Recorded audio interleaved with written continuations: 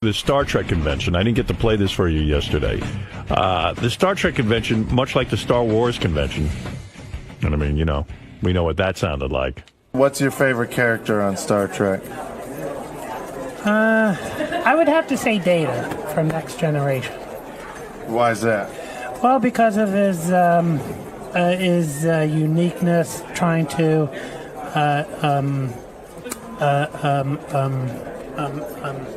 trying to emulate human beings because he's a machine and he wants to be human. Data. By the way, most of the people he interviewed were into Data. Wow, I didn't know Data was that big a deal. Yeah, Data.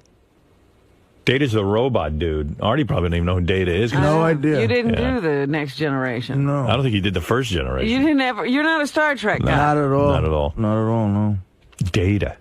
And this guy's kind of a high-pitched dude. I know, he's got that high-pitched mic thing. I'm into Data. So what do you expect to do here at the convention? Well, I expect to get some autographs here and also and see what other memorabilia I can get that I don't have yet. All right, well, thank you very much. Thank you. He might be a stuttering high-pitched guy. Yeah. He's a find. That guy I really. can see why Data would be his guy. Yeah, Data. Well, here's another dude. What are you doing here? I'm doing here to get pictures with different stars. Now, why do you like getting pictures with stars so much? Because I get along with stars more than I do with neighbors. Who's your favorite star? Frank Sinatra and Michael Jackson. Who are you looking forward to meeting today? Today, I met Susie today. Who? Susie. What was her name again? Susan. Susan Anton. What's she doing at the Star Trek What convention? the fuck happened to Susan Anton? That is such a name. Oh, she was so hot. She was hot. Remember she Dudley married Moore. Dudley Moore? Yeah, and that went horribly wrong. You know it's a man's world when Susan Anton marries Dudley Moore, and Dudley Moore's treating her like shit. I saw Eddie Murphy at Radio City Music Hall. Me and my two buddies, we sat in the back row in 1985. Right. And the big fucking thing in the whole room was when Dudley Moore walked in with Susan Anton. They walked right by us in the aisle. She dwarfed him. Yeah. I mean, it was weird because I guess Eddie Murphy and Dudley Moore had just done that awful movie together, Best Defense. Remember that? Really horrible movie. But I mean, Susan Anton is that.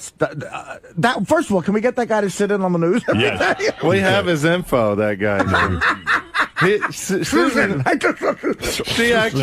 she wasn't there. I think he was just trying to think of a name. Maybe he meant Sulu, because he kept going Sulu. No, there was a woman named Susie. I don't know her last name, but she was from like Next Generation or something, I think. Oh. Could you say shrimp sauce saucers? Shrimp sausage. Again? Shrimp sauce sausage. Shrimp sauce sausage. Yeah, so that's that guy. See, there's other dudes there, too. It's a pretty amazing crowd that's collected at the Star Trek That's convention. great. Now, are these people dressed as anything, or are they just in... Some of them were, yeah. Yeah. Was any of those guys dressed as Data? No, those guys weren't. But there were like Borg there, and then there was Klingons and things like Borg, that. huh? Yeah.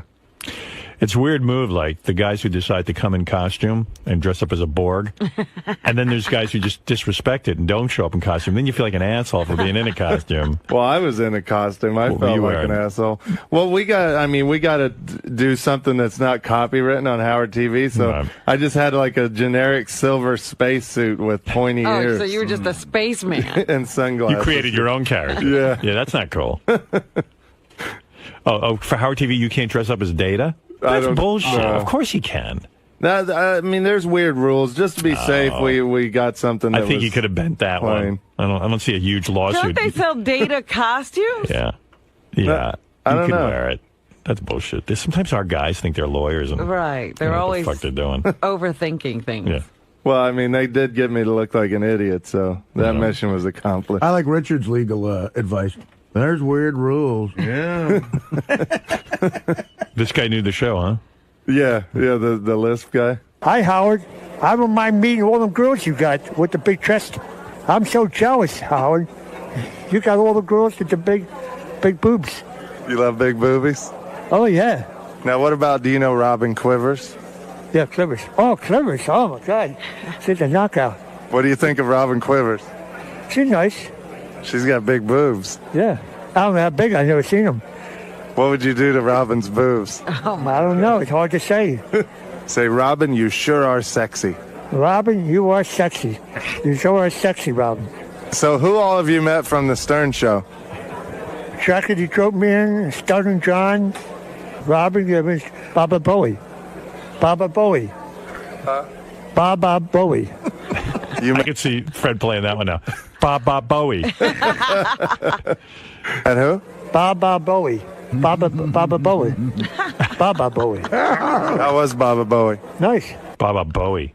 That guy's cool. David's brother. Highlights of the Star Trek convention will be on Howard TV tomorrow night, as a matter of fact. Guys from Howard TV were in here this morning doing some sort of technical thing to improve things. They get some big tracking camera now.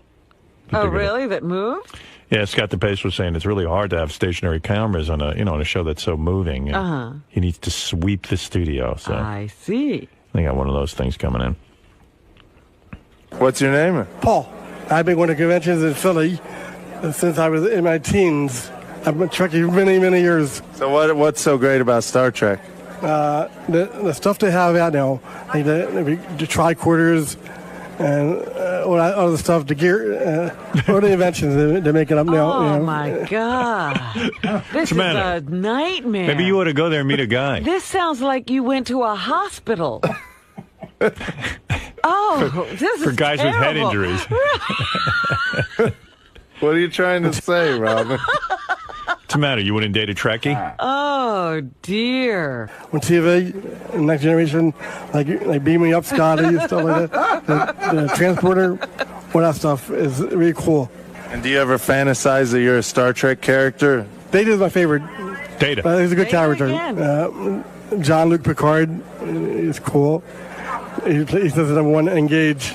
You like that phrase? He says engage. Oh. What is it? He says engage. Oh, my God. What phrase? Engage. Engage. Spell that. Engage. Spell. He says, he goes like this, engage. Like warp 1 or warp 7. What does he say, though? He says engage. like engage. He says start up the ship. It means engage.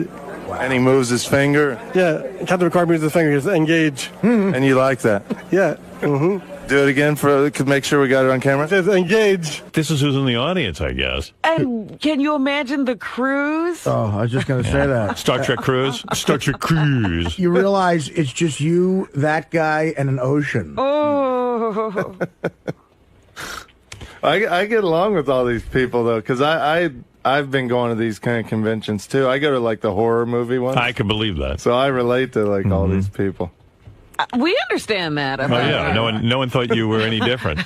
I'm sure that guy's playing a tape of you right now for his friends. Let's get some show. We actually ate Because listen to this idiot who interviewed me. Well, we ate lunch right next to that guy. So Listen to this idiot who interviewed me. Let's see. You want to hear what George does at these conventions? Yes. He introduced Richard, actually. It shows you they ran out of shit to do. I'd like to introduce to you a member of the Howard Stern family. He told me to introduce him as Doofus, but you might know this alien creature as Richard Christie. Come on up. And Richard said George gets up there, and you know how George loves to talk? Yeah. He'll talk for like an hour, and his boyfriend Brad is in the audience, George's boyfriend. And he's just standing there for an hour, and George just goes on and on and on. What does George talk about? Star Trek and outer space and pretty much everything you can think of. He talks about the 61 Yankees. Do people get bored and start talking while he's talking? No, they were encapsulated the whole time. Encapsulated. What word is he trying to say? What are you trying to say? They were captivated. Captivated. That's There you go. Encapsulated. That's a fun game. Figure out what Richard's really trying to say. That's one of our writers. They're all in a capsule. He writes for me. You know how Letterman gets Harvard guys and Conan's got guys from Yale? Yeah. I got this guy. Encapsulated. He was encaptivating. Encapsulating. They were all in a capsule. I like to drink and say encapsulated. It's hard to think of those big words fast. Well.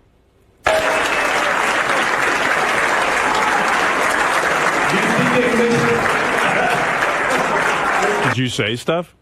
I just said how great George is doing on the show, and he made a few quips and stuff like that. Dorcas. How are you doing, folks?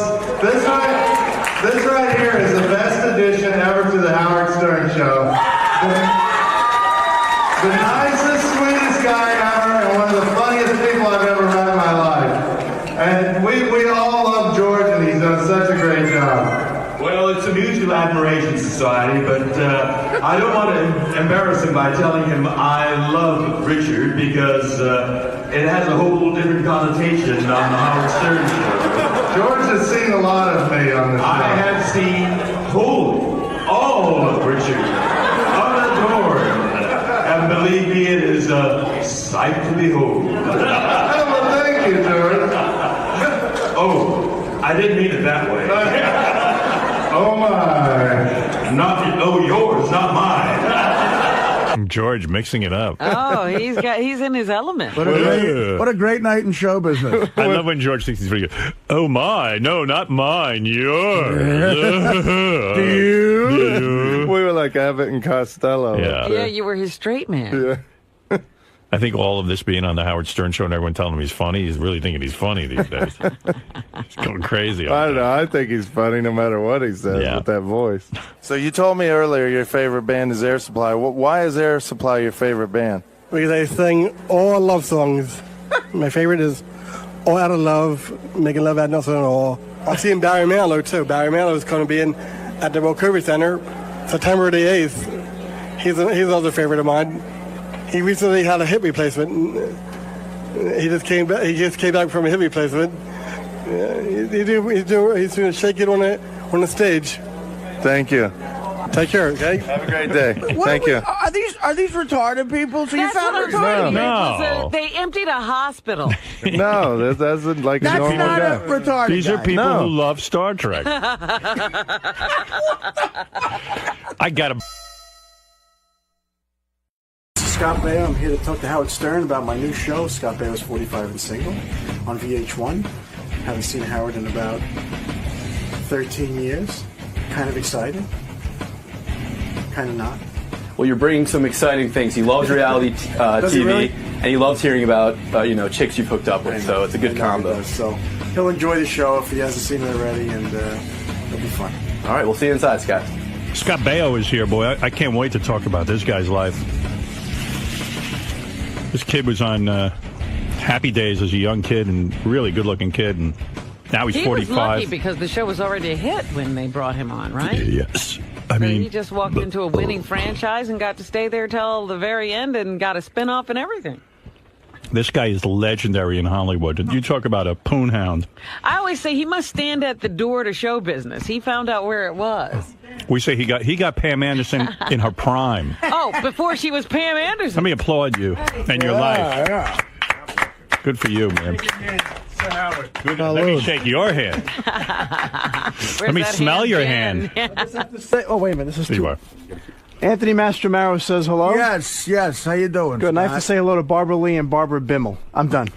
Your life has been an incredible ride. I mean, people I know in Hollywood who I have met talk about you in the same way they talk about, they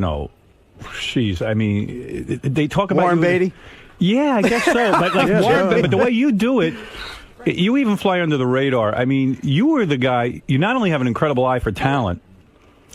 The legend goes that you got Pam Anderson right off the bus as she came in from wherever town, bumfuck Iowa, Canada, and you just literally met her the next day. Before Baywatch, before all of it, pre-titty implant even. Yeah, I met her at the Playboy Mansion, and she literally was just off the boat, and she was, she's a hot broad, but she was in that she was au naturel. Oh. And it was she was a beautiful girl. Beautiful girl. So you say you meet her at the Playboy Mansion. In other words, she had already been selected for the magazine? She had, when I met her, I think her centerfold was just coming out. It hadn't been out yet. And she had not had breast implants? No, but I knew her before her layout because she was on the cover of Playboy, and I was like, wow, that's a really pretty girl. And I went with my buddies to the mansion for, I think, a Midsummer Night Dream Party. Right. And you just happened to meet her there, and you recognized her from I recognized her. And here was the easy part about it. I walked up to the bar with my friend, Steve, and a bunch of girls walked in the door, and I went, all right, Steve, we're up. Let's go. There's some action coming in. And I looked down, and they pulled up right along the bar next to us, and I leaned forward, and this girl leaned forward right at the same time that I was doing it. And I heard her say to her friend, hey, see that guy at the end of the bar? I had a dream about him. Wow. Talk about an opening. There Jesus Christ. Boom, I move everybody away, and I start talking to her. But not only were you famous, you're a handsome guy. I mean, I don't think you feel funny about that. I mean, you're considered a sex symbol. Thank you. So, I mean, it's unbelievable. I would imagine even in high school, you started with women very young, right? I mean, you were probably a sex symbol in high school. I didn't go to high school. Right, I was making a buck, damn it. So how old were you when you first started getting laid? I mean, 16. 16. And I mean, we were trying even to say, I would bet. I mean, we've heard about some of the women you've had sex with in terms of we see you in magazines, but I would bet the number isn't in the hundreds. I would say thousands of women you've fucked. And to be fair, I've never really did a head count. Like Will Chamberlain said. What he said was Chamberlain said 10,000 impossible. women. Well, not for you. Would you say is 3,000 women out of the question? Yeah, it is. Yeah, maybe. God, 1,000. I mean, I don't know. Here's the formula of the guys in the back. Think about how many broads that is, though. I mean, Will Chamberlain. And you're not talking about broads. You're talking about some of them might be broads. Some of the most beautiful women in the world. What is it, Gary? What is the math? Okay, so he lost his virginity 29 years ago. We'll figure on TV right away. We know his reputation. Even at 100 women a year for almost 30 years, that's 3,000 women. Yeah, but it wasn't because I have relationships in and out of that, and I was, fairly faithful. Did you ever do a fat chick or like an ugly, heinous chick? Absolutely. Why? Why not? Because you just wanted to see how the rest of us live? You know what? Well, who's a fat chick to you, like Linda Evans? No, you know what? For me, that was giving back. Right. Oh, that was seriously? Charity? Are you being serious? Kind of. In other words, explain that. Giving back in what sense? Because the women were so generous to me. Right. And you didn't want to be an asshole. To God, I'm not. This is not an ego thing. I have no ego about this shit. Look, it's been your life. Yeah, you're stating a fact. And I would feel I would feel good because I knew that this girl wasn't getting much action. Right. You mean you were that sensitive to women's needs? No. It wasn't like, oh, here comes. It was fun. Right. And I'm not degrading them. I'm really not. It was fun because I wish our chicks had that mentality. Did they work harder than beautiful women? Yeah, in a sense, you've had so many beautiful women, and some of them do lay there. Some of them do lay there. So when you would grant an ugly chick, sex session, they were appreciative. They were nice blowjob, I bet. Right? I mean, very passionate. They were like you had a gun to their head already. Wow.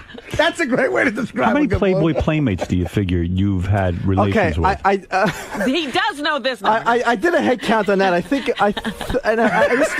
this is a couple of years ago. I think it was 24. Wow. 24? I would expect it to be 23? higher. Wow. So his playmates. Actually, and listen, Mr. Hefner was very nice to me, right. and he's actually a very good guy. I'm sure you know him. Yes, we praise him. But I got quietly banned from there for a little while. Did Why? you? Because I somehow got to every girl one year without knowing that I'd gotten to every girl one year, and I got a phone call from somebody. You mean saying, every month? Yeah. Wow. And what year was that? Yeah, you gotta have that magazine. 88 or 89. It was a very good year. And I got a phone call from a very nice lady who said, Mr. Baio, this is so-and-so from the Playboy Mansion. Hi, how you doing? But, I'm thinking there's a party she's invited to. You need to slow down a little bit. You're like an alcoholic. And I said, what do you... Right, yeah. And I said, what are you talking about? She said, you've just been going at it a little too much. I went, and some of the women that you've been talking to, whatever the terminology was, are Mr. Hefner's. I said, okay.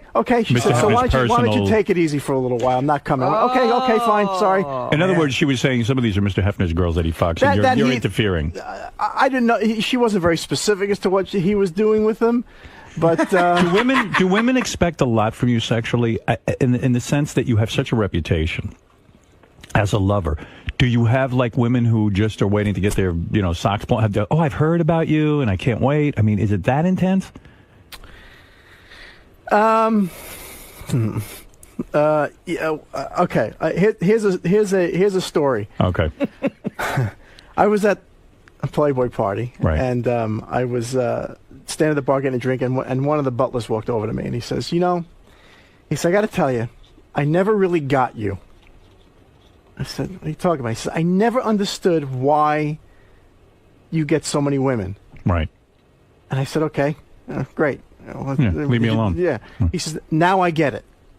I said, what happened? He says, well, I was in line for the bathroom, and there were two women in front of me. And they were talking about you. Right. And one woman said to the other, Baio's here, you have to get with him because he makes you come a lot. Wow. Wow. What an honor. Because God, no one has ever had that discussion about me. Because you've never overheard a conversation. Because my thing always is to please them. But do you, and so that's why. So my reputation was. But do you that know I was why? A good lover. But do you know why they say that? And I have a theory. The reason you make women come a lot is, first of all, you're a handsome guy and you're wealthy, and you've had a tremendous success on television. So they immediately get juiced up that they're with Scott Baio. You know what I'm saying? Who knows if the technique is really but that there's good. probably other guys with that same sort of and thing going for. People saying that about them. Is it because you can hold out a long time? Have you mastered that? Are you good at giving them oral? Yes, I'm good at that. Yeah. You're good at oral, and also, in other words, they're probably surprised you're even willing to do that, because at this point, it's like, hey, just please me. So the fact that you're giving as a lover helps. Yeah, and I genuinely, and I mean, love it. Enjoy it. Yeah, so do I. Me too. I'm into that too. No, but I've described to Beth thinks I'm putting her on about that. I think it's if the woman smells good and the whole thing, it can be very pleasurable, absolutely, right? Absolutely. Yes, I agree. But when you're with a Pam Anderson, a young Pam Anderson, pre-breast implants, the whole thing. I mean, fresh off the boat, isn't it hard to hold out a long time? Okay, it's a little weird for me. If I really like you and I think you're really hot, I can go forever. Me too. If I'm not really that into you, it's over. Quickly. Yeah. And isn't that a strange paradox in a way? No, yeah, it's because I think we want to impress these women, because every guy in town is looking to get on them. And if you're going to get on them, you got to be good when you get on them. So you'll really concentrate on a chick. Now, wait a minute. How did you get so good? I mean, you didn't come out of... Practice. Okay, so you're saying, like, all of this sex, you really learned a lot about how to please a woman early on. You should write a book about it. Yeah, somebody came to me to write a book, and I mean, you're the guy who knows. And it just got too goofy, and right. It's a long story. I don't want to bore you with it, but somebody leaked it out on the internet, and it became a mess. Well, because one of the great moments on his show, and by the way, I enjoyed the show a lot, Scott. Oh, thanks, Ari. Yeah, me too. We've been talking it up. Thank you. Yeah, there's a reality show with Scott. That's why he's here. It's called 45 and Single, and the premise is great. He has to go back and he's working with a life coach, and he has to go back and apologize to all the women he banged, including Erin Moran from Happy Days, who took his virginity. I'll tell you what's great about it, too. What's great about it, too, is the life coach is kind of a cute chick, and so you're thinking, God, is he ever going to fuck her? You'll probably bang her, too. There's a great scene where he has to go back. Erin Moran was your first lover. Yes. From Happy Days. Right. So he explained having sex with her like, by mistake, you were fucking the couch you were fucking her on. Yeah, I missed the target. Your first time you missed the target. That's good to know. It was a corduroy couch. I mean, I didn't know what it was supposed to feel like. Right. Did anybody advise you not to bang your co-star from Johnny Lipscotch? No, you learn that quick though. Right. Don't shit where you eat. You learn that you don't do that again. Did it get awkward right when you? Oh my God! The first girl you had sex with was Erin Moran. Yeah. Okay, so you bang her, and then you realize, well, I'm not in love with her. Right. But I guess she's in love with you, probably. Right. Because she's still mad. You said you were going to marry her. You were a kid. Whatever. I don't know what the hell that was all about. Get over I don't remember that at all. But yeah, no. What happened was after we and when you first well, for me, I'm sure for everyone, when you first start having sex, and then that person is always still around, you just keep doing it. I mean, there's just, in the dressing room, up in the rafters, and, and the Psycho, not that was Universal, up in the Western Streets, in the back lot of Paramount, everywhere. And then all of a sudden, you discover other women. Right. And you go, who the hell's this chick? Get away from me. You're disgusted. Yeah, come on. I got other broads coming here, and who needs you? So how'd you break up with her? We didn't break up. It just sort of kind of dissolved into nothingness and hate and hatred and awkwardness. And then the chemistry on the show is kind of... Yeah, and then Howard, we had to... and then after that, we started doing Joni Loves Chachi, which was even worse. I was supposed to be in love with the girl, moving to Chicago with her, and... she hates me. Right. And I really don't like her all that much. Wow. I got to make out with her. And I'm like, ugh. See, and it's not physical about her going, ugh. It's like, I've been there and I don't want to go there anymore. I understand completely. It's just that magic is broken. In fact, if you'd never banged her, you probably could have kept the magic going. Oh, absolutely. Yeah. So as a ladies' man, I got a million questions to ask you. So if I'm here, Howard. I got nothing to do for another couple hours. Fantastic. When a woman has like a vaginosis, a smell, how do you handle that? How did I used to handle it? Yeah. Honestly, what do you do? Honestly? Yeah, honestly. Do you tell them? Do you? No, I have told them. Yes. I would. The easiest thing to do is for me. Yeah. Is I got pretty rude after a while because you just didn't care. Right. But I would use my hand. Yeah. Put it down there, and then ever so cleverly get it up near their nose. Oh wow, nice. And then they would usually do the flinch. Right. And I'd say, yeah, well, that ain't me. Wow. I haven't been working at the Fulton Fish Market. Wow. And then would that end the session, or you would continue on? No, I just wouldn't. I'd do other things. Right. Boy, you've got some life. So go back to the Playboy Mansion. You meet Pam Anderson. Yes. Was there ever a time in your life, honestly, where a woman rejected you that you wanted? Of course. Really? Absolutely. You're kidding me. No. Because who? A famous woman? Yeah. Like, who did you try to have sex with and said, Scott, Playmates and stuff, and not that famous. Jenny McCarthy, did you get her? No. You missed her. But she pulled some shit later on, and I called her on it. What do you mean? Oh, boy. It's funny that there is a history with her on some level. Yeah, no, it wasn't. Has to be. You know what? This is the man. No, it's just, here's the story, and I'm not being out of line at all. Okay. I had met her at a club called Bar One, and I kind of knew who she was, and she's a beautiful girl. Beautiful. And I said, hi, how are you? I think she was married at the time, or with a boyfriend or whatever, from Chicago, I think. Right. Son, whatever. Director. And, no, before this guy. That. Yeah, the guy who took her to Playboy. This is like years ago. You're talking the early days. That manager type dude. Yeah. Right. And, so I said, hey, it's nice to meet you, blah, blah. She said, oh, I'm a big fan. And I said, oh, thank you so much. This is my husband or boyfriend. I can't remember. And then a couple months later, I saw her out again, and she's by herself. I said, hey, Jenny, how you doing? And she's like, good. And I said, how's your husband? And she says, oh, I'm not together anymore. Would you like to go to lunch or dinner? She says to me. I went, yeah, sure. So I said, well, give me a number. She's like, okay, here's a number. She says, I have to go to Vegas or something like that, and call me in a couple of days. So a couple of days go by, and I call her, and don't hear back from her. And I call her again. I say, hey, it's Scott. Maybe you didn't get the message, blah, blah, blah. Anyway, that's it. Boom. Yeah. And call me. Here's my number. Next thing I know, she's on a radio show telling the somebody, I think it was you. Probably me. It was you. Yeah. That I was stalking her, and I wouldn't leave her alone, and I was up her ass, and I was being rude to her, and somebody called me to listen to it, and I'm listening. I think it was you. I don't even remember. Yeah. And I'm listening to him, going, holy shit. What's she talking about? Yeah, you were just being friendly. I wasn't even being anything. Right. You know, she asked me to go to, and again. Never spoke to her again? She'll have a different perspective on it, I'm sure, and that's fine. But did you call her up and say? So I'm out one night to dinner, and she was saying some bad stuff about me. And somebody says to me, hey, that girl's in the restaurant. And I'm not like this. And I go in there and I say, look, you don't know me. don't you ever talk about me on the radio, ever. Right. You're totally out of line, and I was a little more heavy-handed than that, and don't ever talk to me again. And if you bring me up again, you're going to have a problem with me. And only because, if I'm an ass, I know it. Right. And I just wasn't. And, if I see her now, I'd like to say hello to her. I don't, it's all old shit, and I don't really care anymore. But it wasn't cool.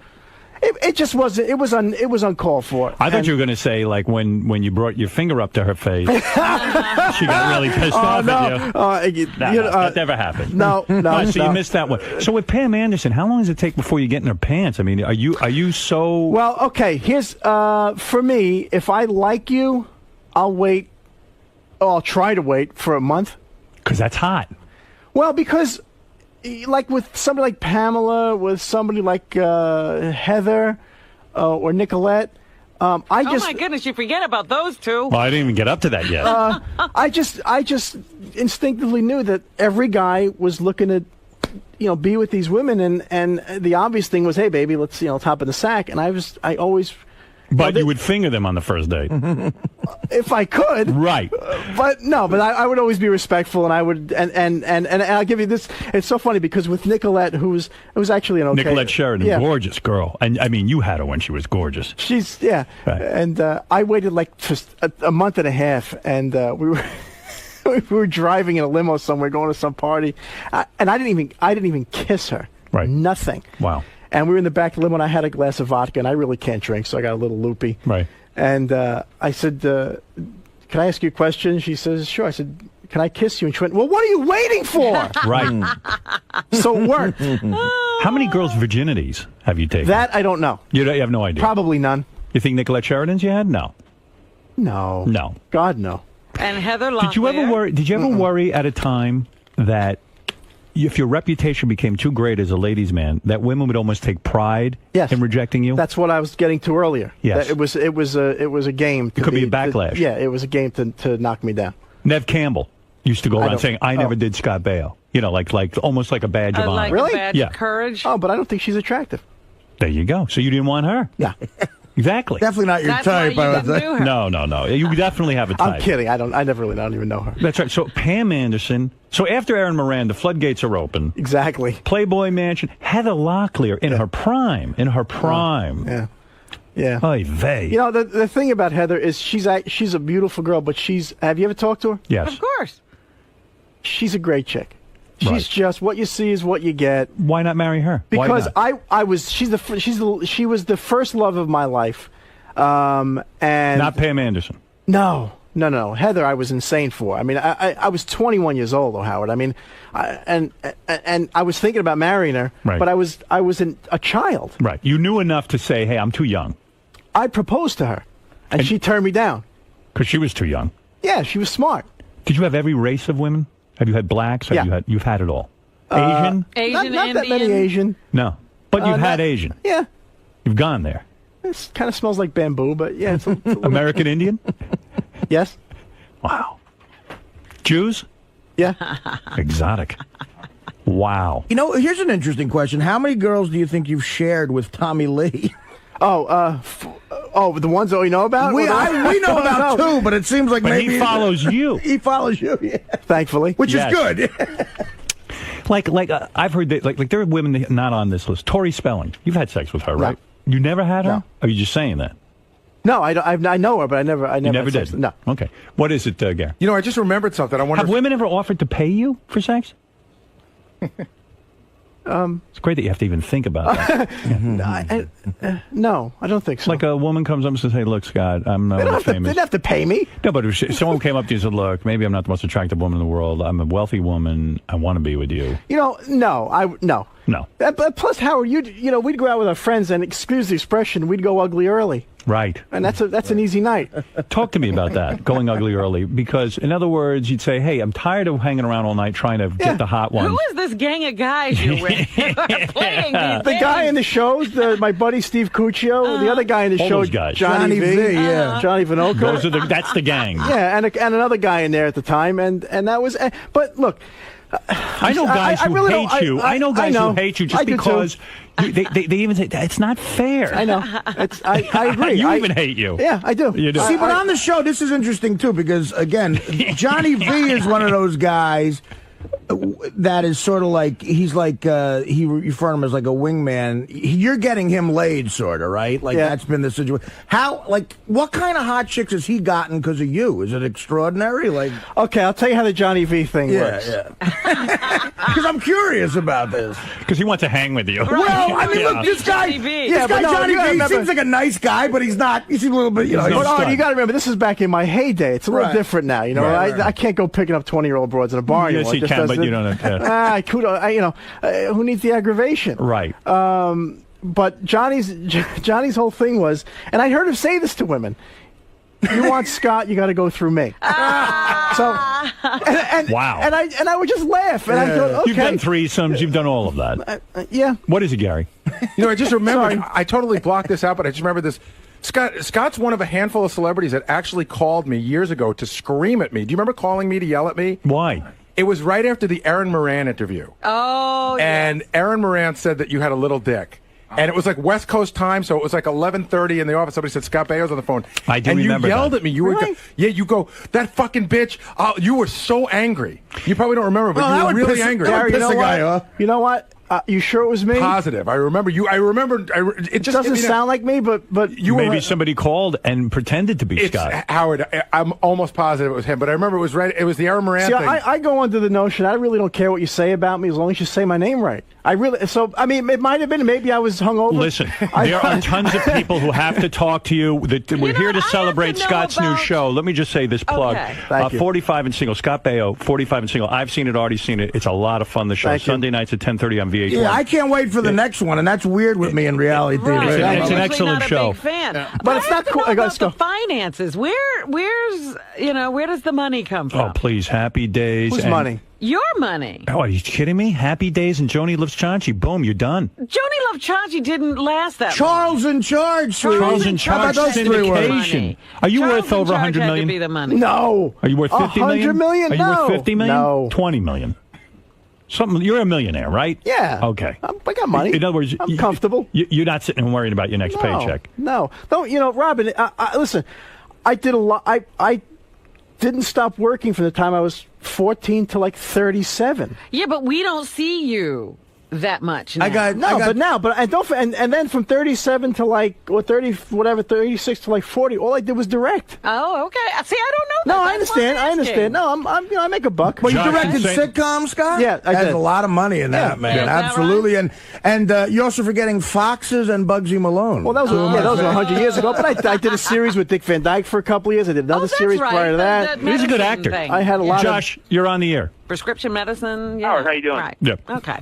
All right, just making sure. No, but thank you. Thanks for your concern. No, I was in your neighborhood the other day, actually. My aunt and uncle live in Staten Island. Oh, yeah? They said Robin Quivers lives over here. I was like, really? Let's go ring her bell. There's a lot to get to here. Scott, you must stay on topic, and because this is a very important interview. Howard, I'm here for you. Thank you, Josh. He's already trying to bang Robin. Josh, wait a minute. Josh in St. Louis, go ahead. Let's let Josh get a word in. Hey, Yeah. Howard, Yeah. Got a question. Just kind of a blast from the past from Scott. Sandy Kearns, that was on the show with him on Charles in Charge. Mm-hmm. My mom actually went to high school with her and is still good friends with her. I did not have sex with her. You did not. That's it. F, marry, kill. Pam Anderson, Erica Eleniak, Nicole Eggert. You have to F one, you have to marry one, and you have to kill one. Who are the three? Pam Anderson, Erica Eleniak, Nicole Eggert. I forgot about Nicole Eggert. Yeah, that's a great story I want to talk to you about. Who do you kill? Wow. Who do you marry? And who do you fuck? Does it? I don't have to give you a reason for killing them because I have to kill one. You have to kill one. You have to. I'll kill Erica. Right. No, but because I have to kill somebody. You have to I'll kill someone. I'll marry Nicole. No, wait. What was it? Erica Eleniak. F, marry, or kill. Marry? F, marry, or kill. Who would you marry in that group? Probably Nicole. And then you'd have Pam. Yeah, because I'd have that's the only Is other Pam option. great in bed? I mean, I gotta know. Look, I gotta. For me, this is by your standards. No, for me, great because I loved her. Right. You know, and I'm not a chandelier swinging guy. I'm not into all that crazy retarded stuff. You don't need it. I just, I just like to make love. I mean, I do. And so Pam is great in bed. She's good. She's very loving. She's good. Who's the greatest? Hands down, greatest lover of all my time. past? Of your past. Heather Locklear. Heather Locklear. Yeah. Heather Locklear. Yeah. Why? Just, you know, she's so adorable, and I mean this in a loving way. You want to bite her nose off. You know, you want to like rip her head. You want to rip her head out. Yes. You know, that's what Richie Sambora said. Wants to rip her head off. I think he does for now, a different reason, but that's why. And Heather Locklear, she sucks like she has a gun to her head. Oh, I like her so much. Don't put me in that position. All right, understood. Wow. So now, what is your deal? You are involved in a relationship? I am. And you want to get married? I do. Oh. If a woman gives you anal, is that important to you? No. You don't care about it? No. You've done it? Barely. Rarely. Yeah. And how long, what has your longest relationship been? Is it 5 years. 5 years. Heather Locklear? No. My last girlfriend before this one. Right. You made that clear on the show. All right, here's some other names I'm going to throw at you. Go. Scale of 1 to 10. Tell me if they're great lovers. Denise Richards. 3. Really? 3 out of what? Why? Is she crazy? I mean, I think she's beautiful. Yeah, very. But what is it? Is she too self-involved? Just lay there? I don't know. It was just whether it was a chemistry thing. It was just sort of. It was not great. No. Interesting. Not for me.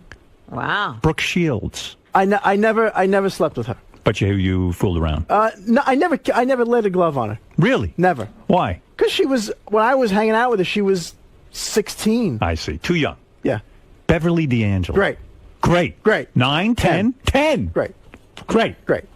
She said, by the way, and I do love her to this day. She's a great broad in the true sense of the word. Yes. She's the only woman that I know that actually shut me down with one sentence, and I walked over to her. I was at and I'm gonna I know you're gonna go here anyway, so I'm gonna okay. I was at Liza Minnelli's house, right, and and Beverly was there, right, and I went crazy. And I was telling my buddies, it's Beverly D'Angelo. Holy shit, you know, right. Beverly D'Angelo. Oh, but she's a little fire plug. She's a curvy little body. Yeah. She's got a great mug on her. I used to interview her a lot. She was a lot of fun. She's great. And for me, she has a very sexy quality. She has an overbite. Yes. So I walked over to her and I said, excuse me, I just want to tell you that I think you have one of the sexiest qualities any woman could ever have. And she just looked at me and I went, she said, what's that? I said, you have an overbite. And she said, I don't have an overbite. I have a cocksucker's mouth. Wow. That's now. She was. I literally turned and walked away.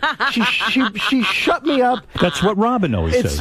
It was one of the greatest. And to this day, and by the way, she was messing with me. I mean, she's a great sport, and she's. And you became lovers. Yeah. And she was a 10. She was a 10. Wow. Liza Minnelli. You had sex with.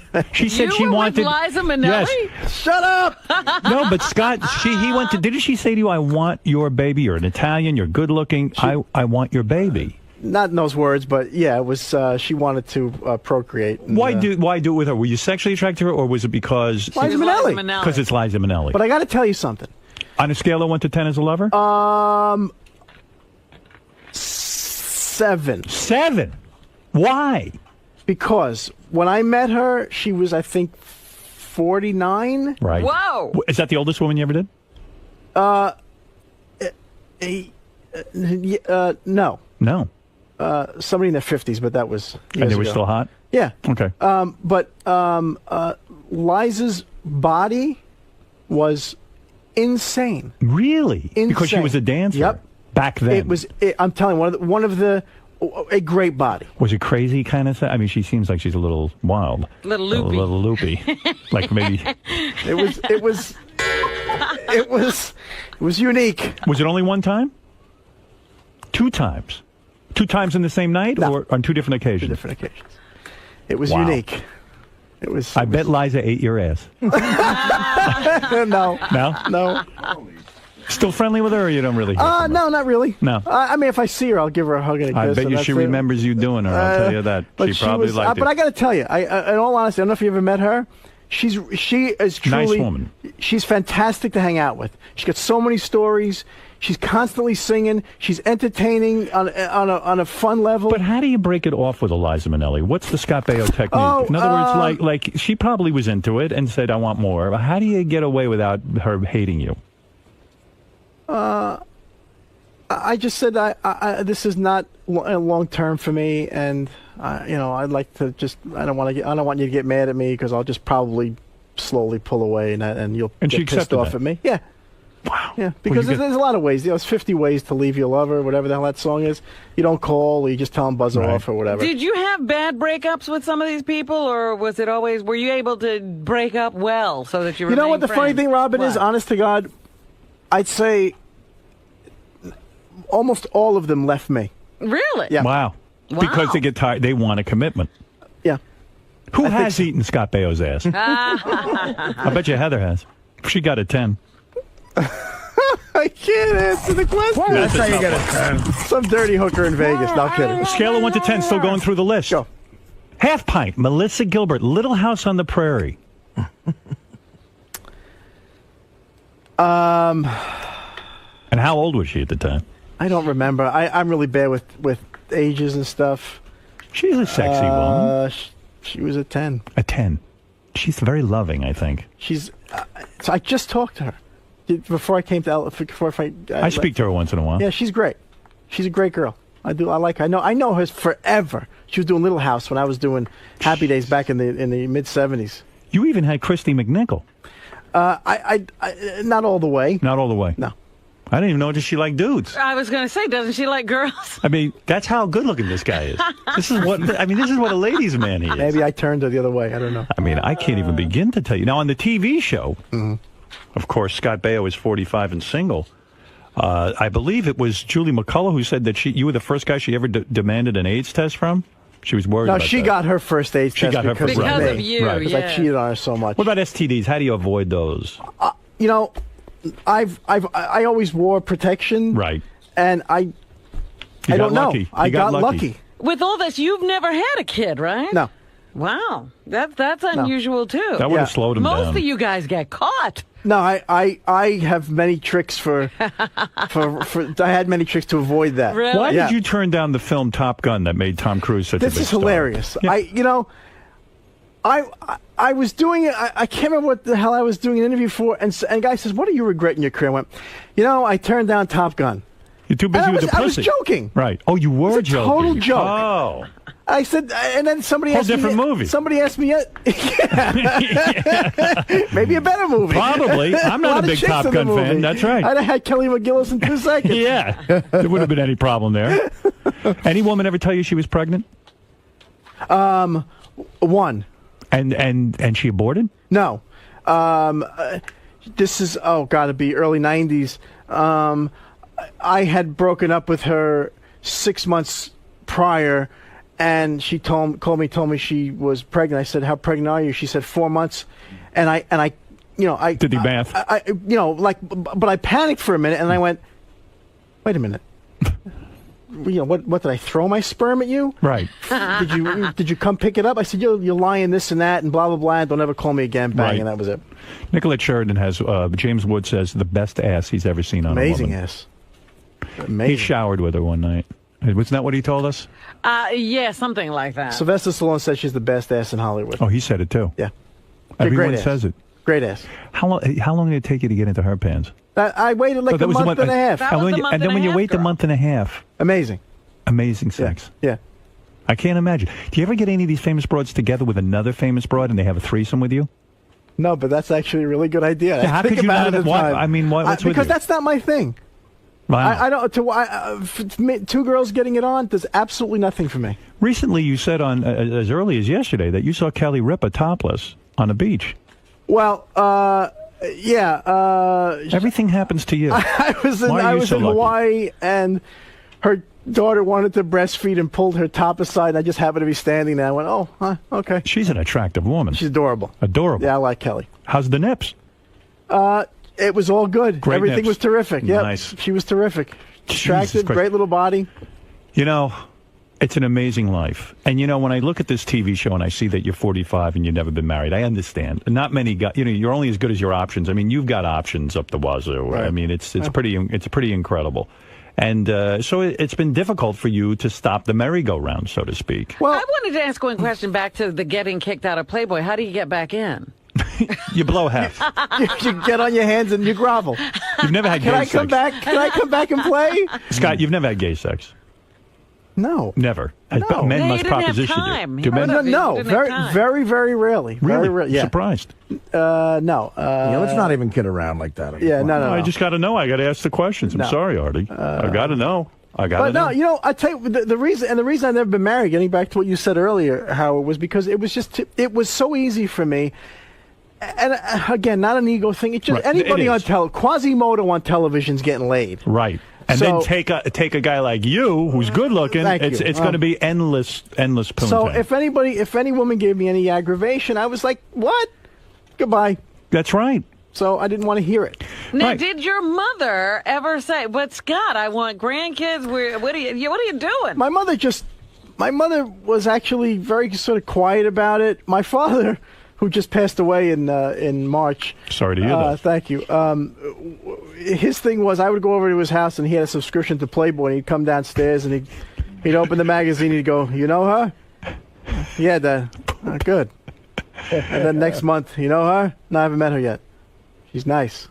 Your poor father. He had to be jealous of you on some level. Probably is what killed him. He couldn't believe the list you had going. All right, let's take a couple of phone calls while we have some time. I recommend strongly that you watch Scott Baio is 45 and Single. It's Sunday nights at 10:30 on VH1.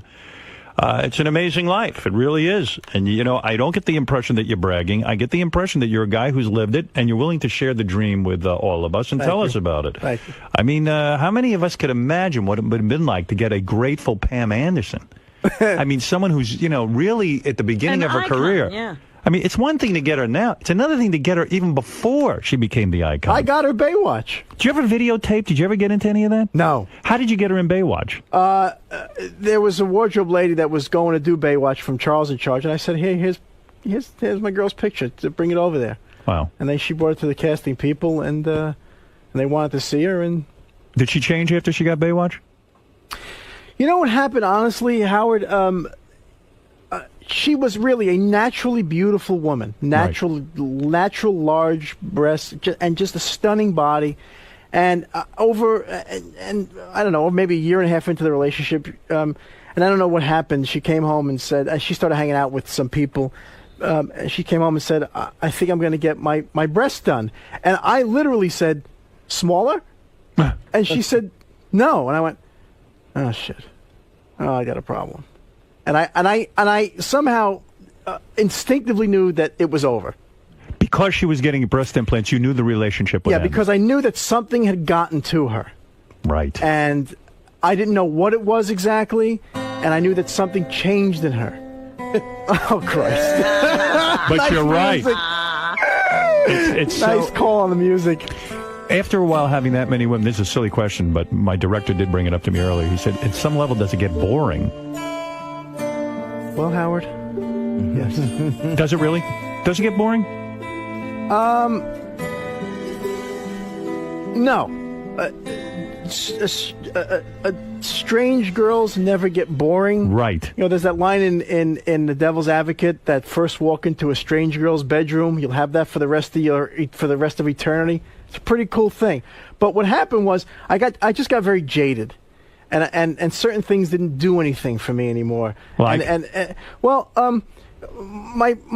buddy Steve and I would on a Saturday night or Friday night in LA would rent the suite up on top of the Argyle, and it was this great Art Deco building. And we had one girl that we knew who was bisexual or whatever, and we would, we'd get our fishing rods out and put it on the end of our hook and just throw her into a nightclub and reel her back in with a bunch of other women. Right. And all sort of go up to the room, and there'd be like this pile of women in the bed, and I just didn't care. Right. I just go outside and smoke a cigar. I didn't care. Has Scott, this is the key question, Has Scott Baio ever used Viagra? No. So you don't need any of that shit? Not yet. Wow. So why now marriage? Because I want to have a kid. I'm physically exhausted. He's done it all. And, at some level, you're probably like, gee, maybe I'm missing out with something with monogamy or something. Maybe. But at a certain point, it just, honestly. What are your friends gonna do? Well, some of the, some of them are married, some of them are getting married. Yeah. But it just became, I honestly, Robin, I did not want to be that guy in the bar that people are going, Jesus, is this guy still out? Yeah, it can get to be weird. It's a fine line. Let's go to a couple of phone callers. There's so many people on the line. I've never seen the phone so jam-packed. This is a true moment. Scott Baio is 45 and single, Sunday nights, 10:30 on VH1. I watch it, and it's very good. Pete, you're on the air in Philadelphia. Hey, now. What's going on? Hey, now. Just like to thank Mr. Baio there for being so truthful and honest about all these women. You get a lot of guests on the show who are a bunch of idiots and don't want to talk about their scores and all that, so I'd just like to thank him for that. You're welcome. Scott. Yes. The other girl who was on Charles in Charge with you turned out to be a real hot. Josie Davis. What happened with her? Anything? No. Nothing. Nothing. Well, maybe you'd learn not to screw around where you were. No, but back up when we were doing the show. You were with Nicole, that's right. When I didn't hear, but when you were with Nicole at that point. Nicole Eggert. No. See how guys know your timeline. Yeah, no. It's legendary. No, Josie back then was this, and I've said this to her face, was this ugly duckling, and she became this gorgeous, amazingly beautiful girl. Nicole Eggert's another girl I used to fantasize about. She's a sexy little thing. Yeah, I knew her back, like probably when you were banging her, because we worked, I think, at NBC when we met her, or maybe early K-Rock. Right. And wow. She's cute. What'd she do to her career? It's like she's self-destructed. A lot of these broads go wrong. I think she's set, and I think she doesn't really care anymore. Kidding. To be perfectly honest with you, she got into real estate pretty heavy. Oh, no kidding. Yeah. Richie Wilson. What's up? From Howard TV. Yeah, what's up? I have the Jenny McCarthy clip talking about Scott. All right, really? How long is it? About 30 seconds. All right, let us hear it. Here we go. I hadn't any time to play the field. Exactly. And when you used to go up to the Playboy Mansion and all that stuff, you never got into the orgy scene? Please. With Scott Baio, Chachi turns man. No, you said you said that you met Scott Baio, and then you just went on a radio show and said you met Scott Baio, and then he badmouthed you? Oh, yeah, I was on a radio show, and they said, who hits on Playmates? I'm like, no, I'm not saying. I'm like, well, Scott Baio's always at the mansion. Right. And they started singing a song that Chachi loves, Playmates, and I went to Sushi Co. that night, a restaurant, and he came up to me and said, I'm like, hi, Scott, and he goes, you effing da-da-da, screaming at me. Really? Saying, how dare you humiliate me like this? Yeah. Don't ever do it again. Yeah, you humiliated Scott Baio. I was like, I didn't do anything. No, help me. Now, you see, it wasn't my show. No, that wasn't you? No, that was our show. Our show, but she said it on another show. Another show, and she's telling us about it. Oh, I see. Yeah. So whenever she made the statement, she did it on another show. Okay. Yeah. It's two different stories of the two different versions of the same story, and I got no axe to grind. So okay, Mike, you're on the air. Yeah, Mike, in Cherry Hill, New Jersey. Hey, guys. Hey, quickly. Listen, on the first episode of his new show, when he has lunch or whatever with Erin, she reiterated that he had a small cock again. Yes, at the conversation at the table on your new TV show, Erin Moran does say to your face that you had a small penis. And you really do look shocked. Your penis is not small, you're saying. No, it was. Right. I was young. I was How a many late inches bloomer. are you? Do you know? Have you measured? You've measured. I've never officially gotten a ruler out and measured it. Is he known for having a big one? I don't know. How old were you when you went with her? 16. You got a normal size, but you got at least 6 inches. Yeah. Okay. You still had a small cock when you were 16? I was a late bloomer. I still have a small Look, cock. broads are coming like crazy. Right. Hey, compared to the Grand Canyon, the 747 is that's right. is small. Maybe you ever think Erin Moran has a big vagina? Justin, you're on the air in Boston. Go ahead. Scott Baio, we speak your name. Of course we speak your name. Really, honest to God. This guy's a legend, Scott. This is a great interview. But I was wondering, you're not the only single guy in the room. There's someone in the booth behind you who's also single. Oh, Artie? Any chance you throw Robin a bone? Would you ever bone Robin? Throw her a bone. Stop it. Come on. What do you say? I'd be one of those charity cases. It's not necessary. So what do you care, Robin? I'll be a charity case. Charity case. What's the matter? You're a beautiful woman. I'm no Heather or Pam. Although Robin had a breast reduction, which bothers me a little bit. Yeah, that's upsetting, isn't it? Very much so. See, I'd be a charity case for the female version of Scott. It's funny with Pam Anderson how you knew once she got the breast implants. And then I guess soon after that she married, who'd she marry? Tommy Lee? Or was her first, I guess. Did that upset you? Sure. Yeah. Yeah, of course. Nobody wants to hear that. No. Yeah. Okay. Another quick couple of questions, if you don't mind, Scott. Bill, you're on the air in New Howard, Jersey. how you doing, man? Hey. Scott, quick question. Yes. At 45, any Botox or plastic surgery? No. Hey, you look good. Thank you look you. young still, you know? Thank you. No, Yeah. I got good, my parents look young. You would never get a facelift or something like that? I don't think so. No. One more quick question. Good. Did you bang Heather Thomas when you worked with her on Zapped? No, I did not. Why? Heather Thomas is gorgeous. You know what? It's so interesting that what was I, 20, and she was like this woman. I was like a kid compared to her. I was a little intimidated by her. And I think she was going out with Lee Majors at the time or somebody, so it's like, and Lee was a big wheel then, and it was like, let's not piss off Lee Majors. And not that I had a shot anyway. I saw hanging out in the green room with you, I guess he's a friend of yours because he's on the show as well. Jason Hervey. Jason He Hervey. created the show, Jason. He did? Yeah. He played the son on Wonder Years. Wayne. The older Wayne, brother. The older brother. Yeah. Wayne. Really good job. Very great. funny. One of the best shows ever. We'll have to say hello to him, too. Ralph, go ahead. You got a couple of minutes here with Scott Baio. Hey, now. Hey, now. Hey, now. Hey, how about Christina Ricci? You did a movie with her, which was good. What was that movie? You like that movie? I did. I like Zach. Oh, the one? Yeah, I love that movie. That horror movie kind of thing. Yeah, whatever it was. It was strange. It was interesting. You bang her? There he is. There. No, you know what? It's so interesting with Christina.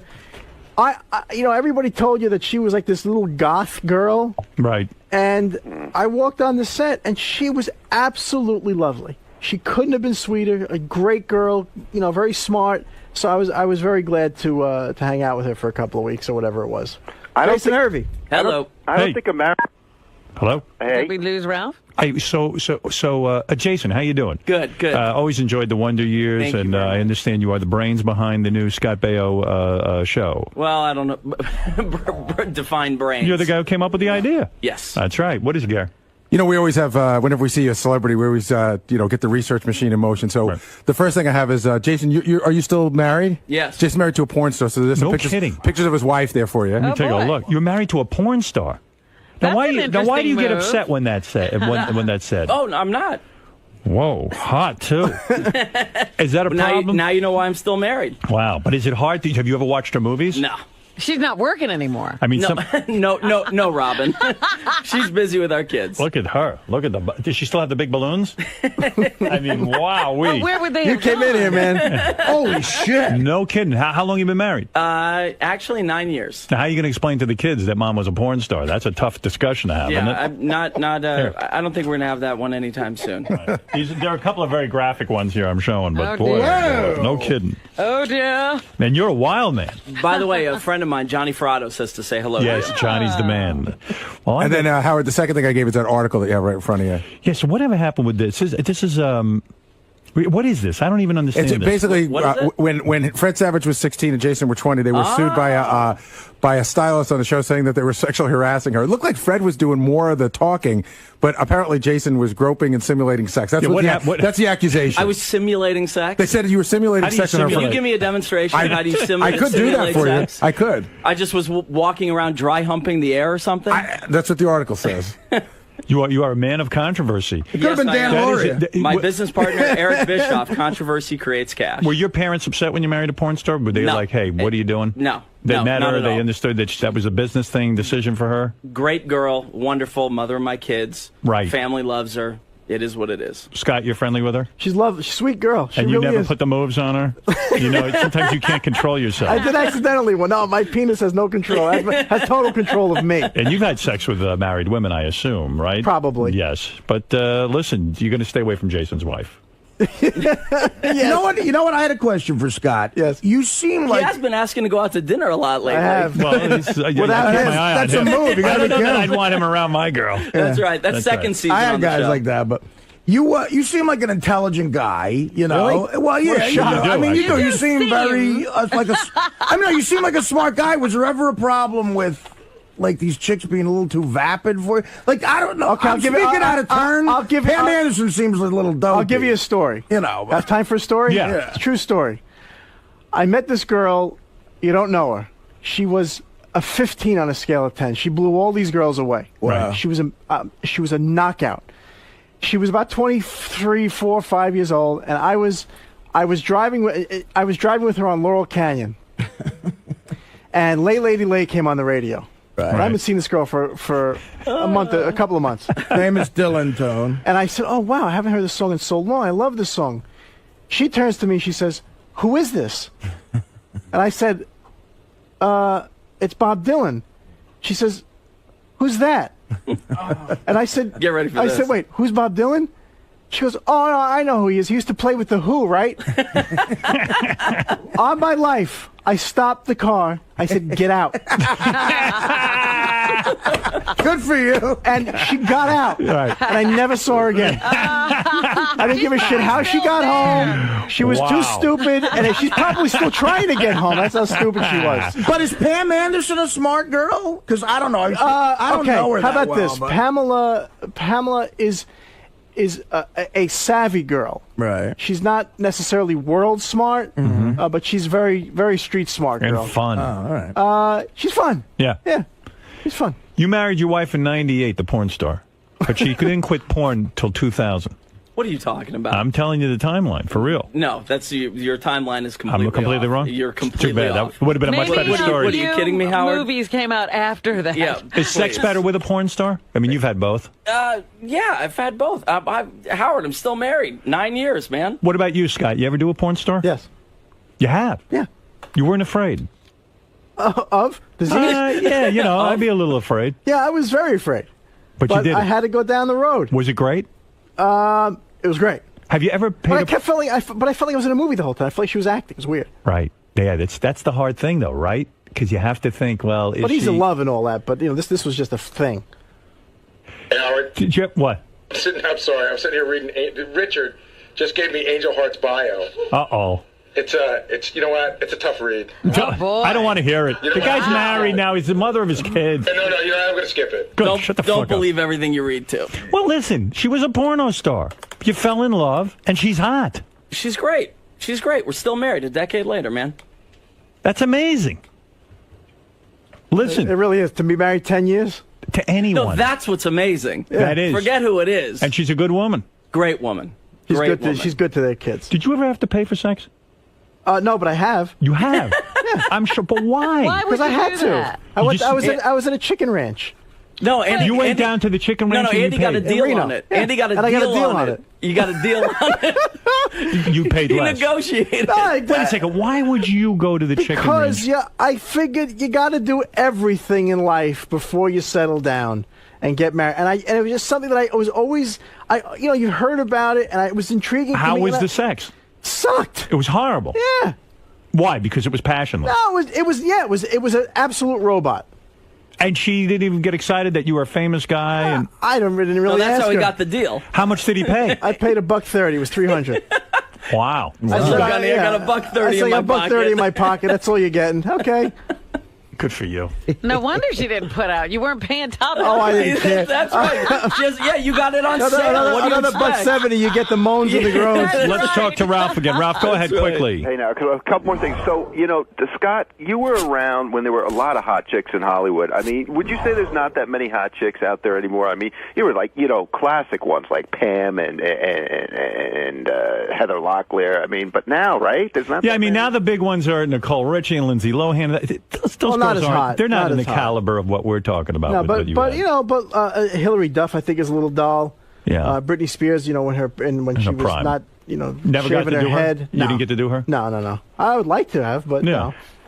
I do her but now. I don't care. I think women back then were, I don't know, maybe prettier. What do I know? Yeah, no, you were around just at the right time. But why would you get married, man? I mean, like Stamos used to say, when he married Rebecca, he was like, hey, I did all that. I dated these girls and that girl, and his marriage didn't last. You want to go back to that fun. Stamos right? gets more. Stamos is in a league with this man sitting right here. Stamos is right. Stamos is up there. These two guys. Does he have the roster? So Does he also have the famous no, roster? Stamos. You know what he There's does? volume I've heard there. some of the names. He just doesn't talk. It's but impressive. Yeah, he's got the pretty much a lot of Scott the things. Baio is number one. Stamos is somewhere in the top 5 of guys, you know, but he's not. He is not Scott Baio. Okay. There's just no question. Yeah, I didn't think the celeb There's only roster one. was as deep. There's one Scott Baio. There you go. And I hail you. And I mean, look, really. Stamos is so tired he doesn't Speak even your make sense name. on talk shows. Yeah, and Scott Baio never went on a talk show and didn't make sense. Yeah, that was weird. That's right. All right, John had an off night. You ever do an amputee? Who's the ugliest chick? He's thinking. No. I've done some infirmed. Who's the celebrity you did? What have you done? What have you done? Infirm Dwarf? people. Any dwarves? What have you done? Somebody who might have been considered a dwarf. That's a good question. Who do you think is the worst looking woman that you ever did? Oh, that you would know? Yeah. No, I don't know. I mean, I couldn't even. No, none Was of there it. a famous woman you've done that you weren't attracted to at all? You only did because she was famous. Would that be like Liza Minnelli or? Yeah. It would. Okay. Or how about that you really regret it and you're like, oh fuck, what did I do? Yeah. Who are you upset that you made love to? Who am I upset with? Nobody. You're not. No regrets. I mean, it was just it was the road that I was on and all that crap. And You're just busy fucking. That's right.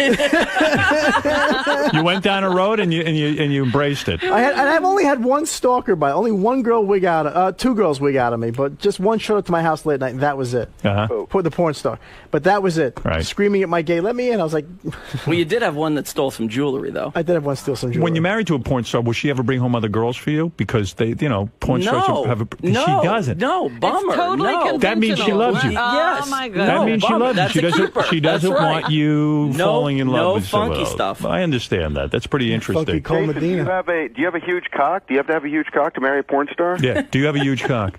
I've seen him in we took a schwitz together once. He's got a good package. He's got a nice package. Thank you, man. Finally, No Joey problem. Boots just I'm came on out it. of the closet. He's a show regular. Joey wants to say hi to Scott Baio. Go ahead, Joey. Hey, Scott, may I call you Chachi? Call me whatever you want. Go. Yeah, dude, your career from Bugsy Malone, Happy Days, Johnny Loves Chachi, Charles in Charge. Dude, I fucking loved watching you grow up because I grew up with you. As a gay man, were you attracted to him? Dude, Howard, I used to lay down on the floor and put my hand in between my penis and the floor with my palm up, and I used to dry hump like the heel of my hand. And that was Scott. Yeah, totally. Wow, so the dry part of your hand was Scott. He would wear those sleeveless shirts, and he had really toned arms, and you could see his pecs through his tight T-shirt. And I totally, Scott, I never done it before, Scott, but I would totally lick your asshole. Oh. Wow, Scott, how do you feel?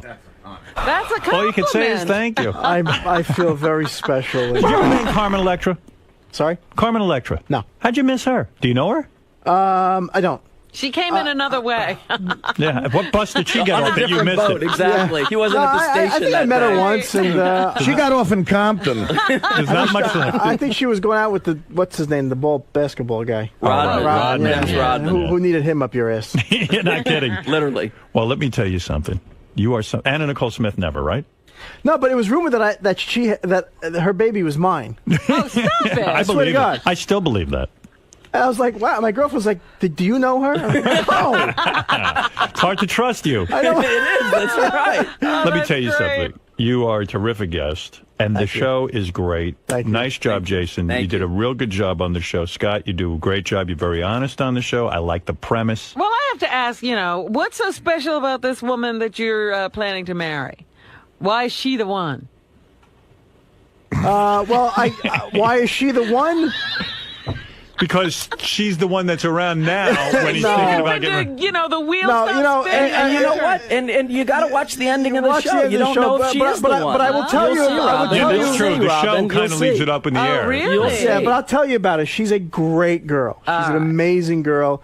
And I'll give you this. She's the only woman I've ever been with in my life that does not want to change me. Oh. All Well, right. there you And go. that's saying a lot. So that means she's going to let you bang her. No, I knew it. I knew you were going to. You got to watch the show. So Scott spends the whole show trying to figure out why he's 45 and single, and he goes back and he confronts all of the women he's banged. That's funny. And that's a great idea. What gave you the idea? We're friends. We've known each other for about 10, 15 years, and he was at this point in his life, and in in reality, not in television reality, but in reality in the sense where he's at this crossroads, he's in a relationship, and every time that he gets to a certain point where he is engaged in a relationship with a woman that he cares about, he kind of hits this wall. Right. And we had this dialogue, and, kind of came back and noodled an idea for him. And were you the one who approached VH1? Yeah. You did the whole thing? Yeah, we did the whole thing. Cool. And my partner, Eric Bischoff, and myself, and a company called Three Ball Productions, who does Breaking Bonaducci and a bunch of other shows, and put this together for Scott, and he's great. Can I pitch you my show? Artie Lang is 39 and fat. I'd watch that. And I go back and talk to certain restaurant owners. You go back and Well, Scott, you're a great guy. You really are. And we celebrate your new show. Thank you very you've got much. quite a career and quite a history in life, which very few of us can even comprehend or understand. It's a rare, you're living in a rarefied air, if you know what I mean. That, Thank you. That there are maybe 5 guys who can quote a story like you do. Scott Baio is 45 and single. Why? Sunday nights at 10:30 on VH1. Thank you, guys. Let's take a break. We'll be back right after this. Thanks, guys. Thank you. Right. Wow, guys. That was fun. It was fun. That was good. Scott, do you have a good time in there? Oh, always. He was, always. I'm only my second time, always. No, he was great. He's a great guy. I have to say, that was the most impressive list I've ever heard in my entire Well, life. thank you.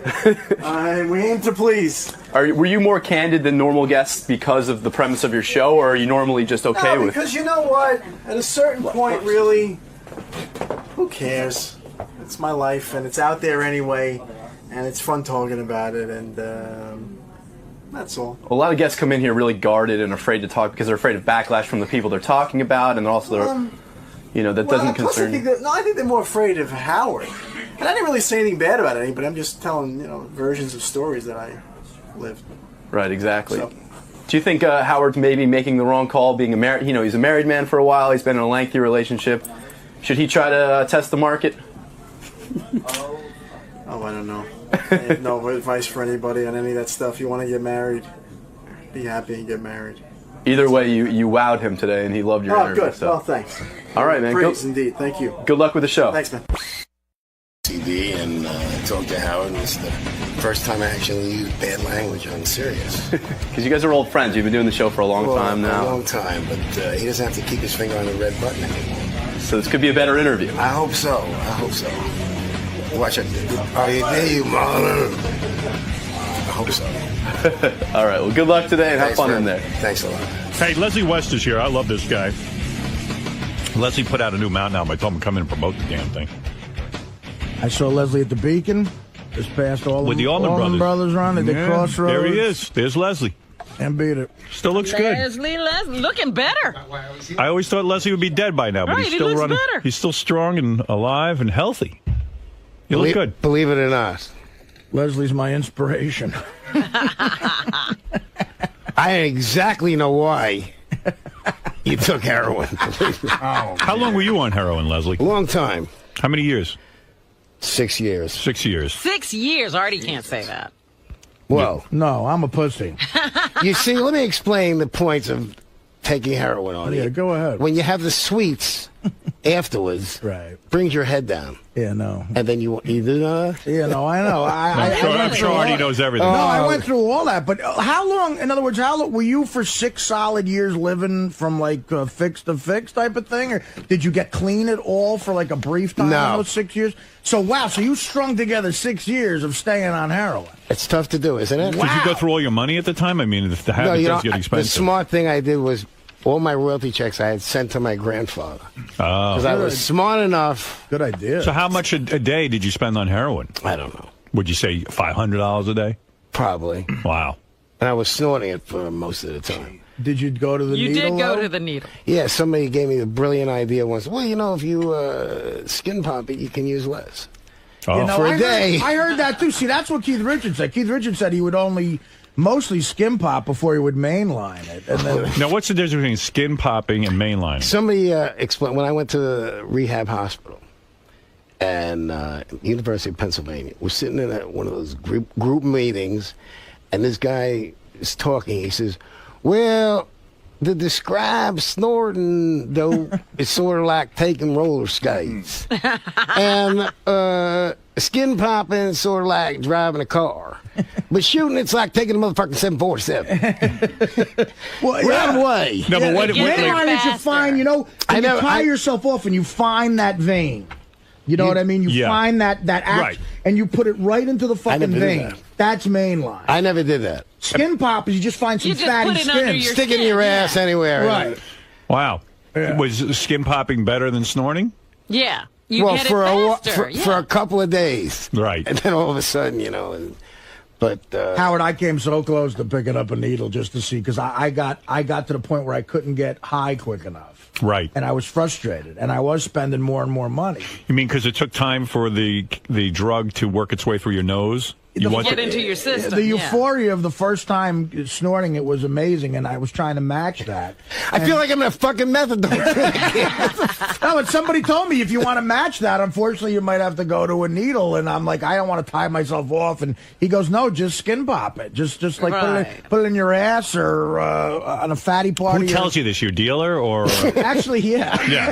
I mean, I imagine guy helping you out. He's trying to get you more addicted, isn't he? It was him. Yeah. Or did your connection make you wait a couple hours and he really had it? He knew how to do that. Yeah. they have all Why? Because they can control well, you. they just sit there. I'm waiting for the man to come. He's not here yet. And then he's sitting there 2 hours.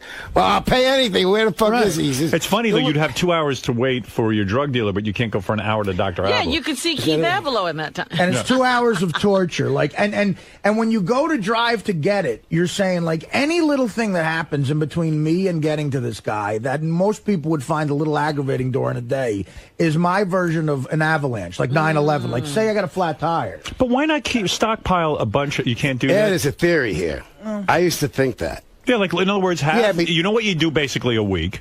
Well, what I would do, Like I would fly home from like a when you gig. get cartons of cigarettes. So you're talking about logic, huh? Private plane. Yeah. I'd be organized. You never take enough. Right. You don't take enough. No. So I would fly home from a gig, find out what the time is gig, have a private plane, they'd come back again, but never bring enough again. Wow. And the thing is that the more you get, you think, oh, I got enough now.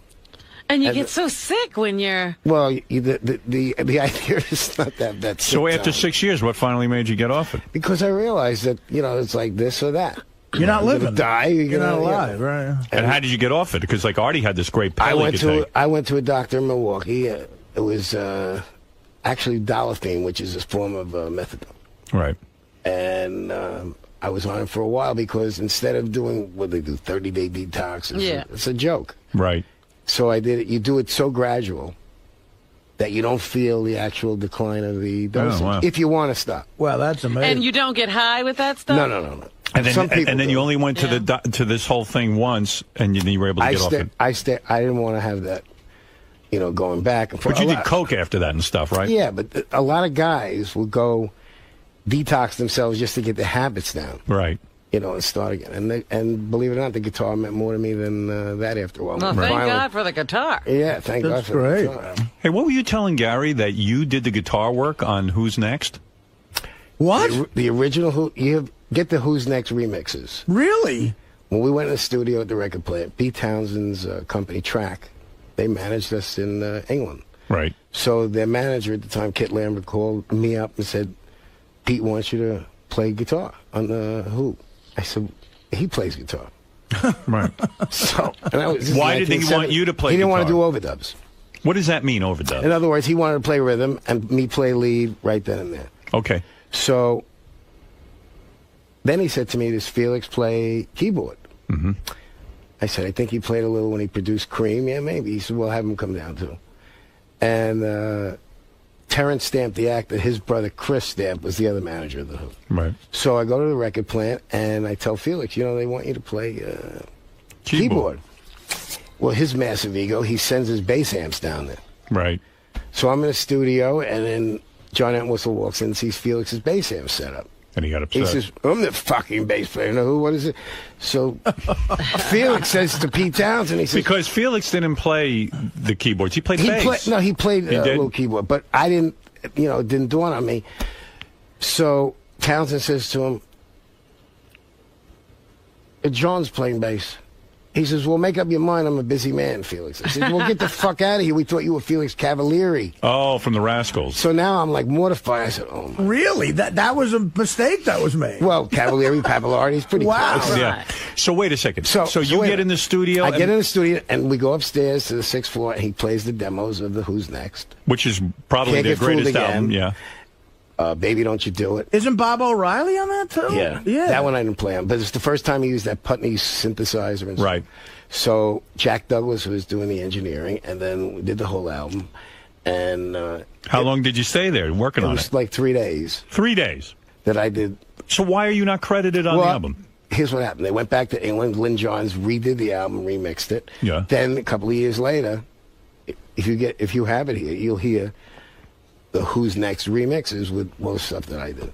And the booklet. What about the Who's Next album? Is that your lead or is it Townsend's? On the first one? Yeah. That's him. Oh, that's him. So what do you think he listened to your leads and then copied them? I don't know if somebody's sharp enough in this Sirius archive. Did you get angry about that you weren't credited? No, because I realized that some of the stuff was really sloppy that day. Were you paid for this gig? Yeah. You were? What do you get for doing 3 days? It was session, but it was my first year. Mountain was like the first or second year. I was a nervous fat kid from Queens. Wonder why Mountain isn't thought like why is Mountain not in the Rock and Roll Hall of Fame? I mean, I don't think we sold enough records. Really? Was I the only kid into Mountain or something? I mean, I was way into Mountain. I thought Mountain was like the biggest group ever. For 4 years, we were together from 69, 70, 71. We broke up for a year, and then we got back together after West Bruce and Lang. Huh. I don't think it was for 4 years, but we did like 12 albums or something in that period of time. How many albums did you sell? Well, together, probably 10 million if you edit everything up. And you're telling me 10 million albums isn't enough to be in the Rock and Roll Hall of Fame? What? Are you shitting me? What about Ronnie Spector? Why is she in the Rock and Roll Hall of Fame? I mean, Phil basically... Who knows? Why is... Bob Seger... Last time Bob Seger, when he got in, he said that the reason that he got in was because there was a groundswell of people, fan base. It wasn't because the record company said, well, Bob Seger's... A lot of these old black guys never sold a record. They never got a royalty either. They're trying to, make up for not giving them any money or royalties or credit. Hey, Howard. 10 million albums, a lot of albums, yeah. Somebody sent me a note when we were doing that rap the other day. Like, the band Chicago isn't in the Rock and Roll Hall of Fame.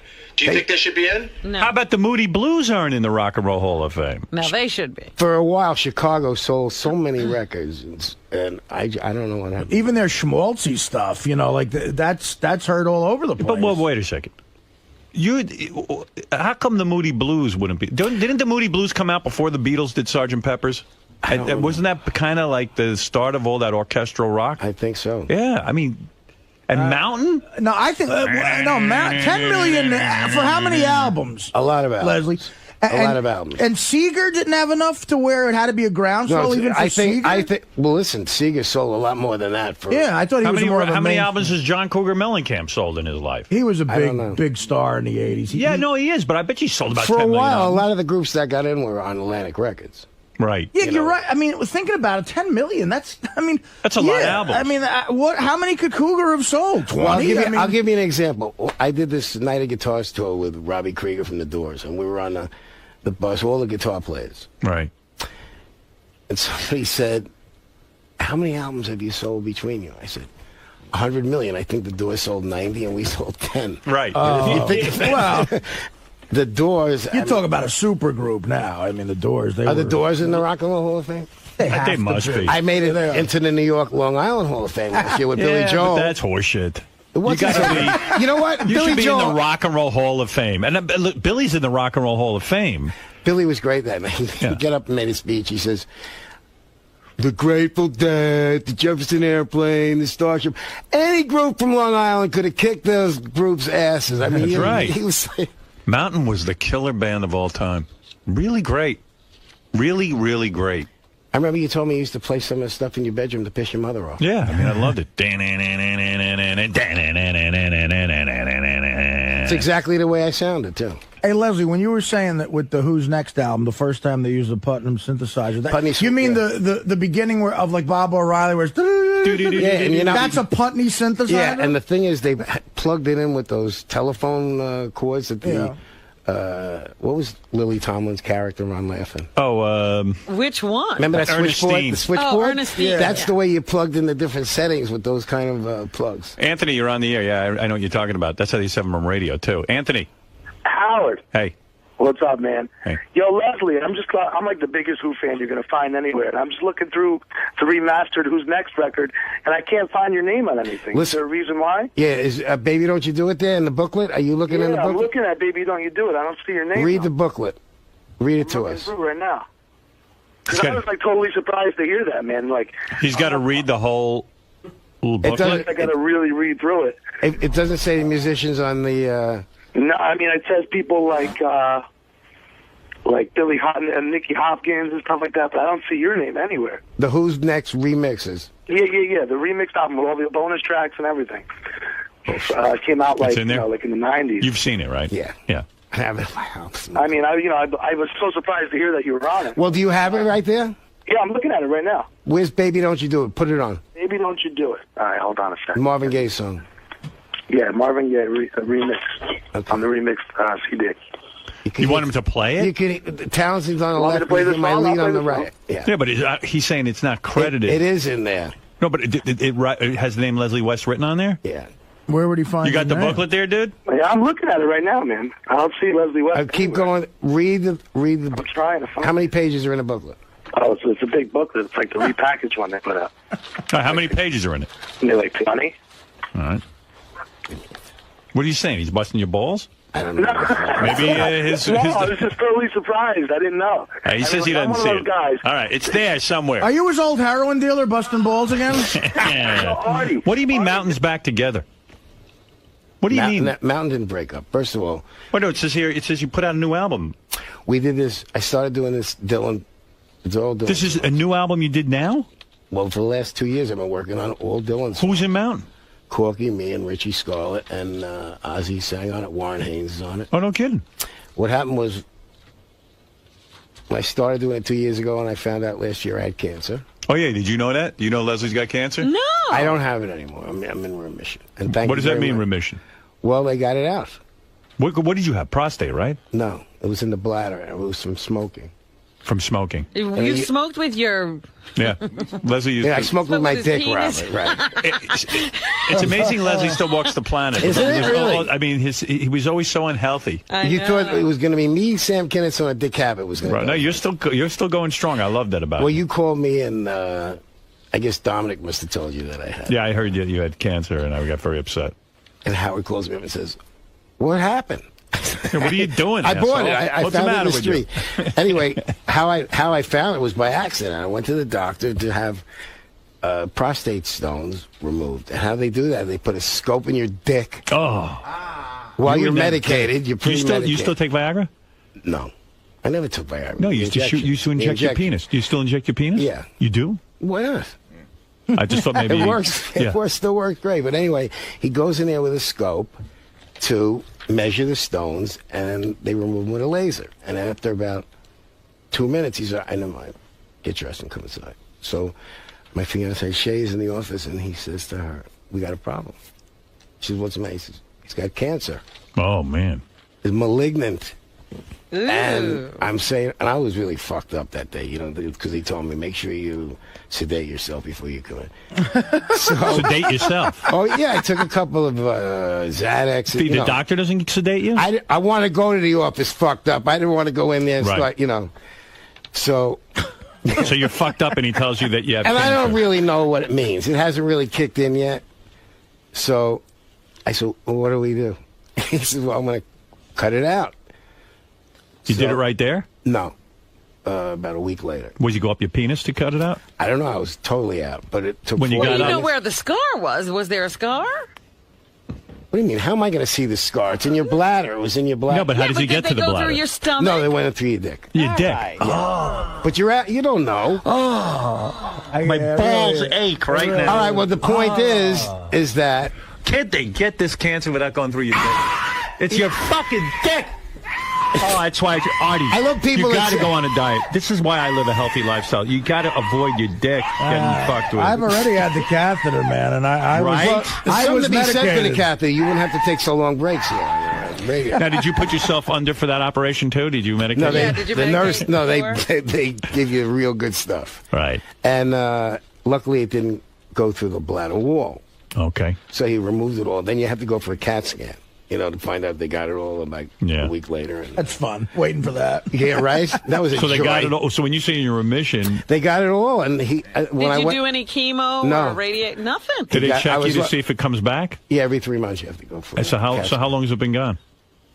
2 3-month periods. Wow. Now, where do they check? How do they check? They do another CAT, MRI. Oh, okay. If it comes back, man, then that's.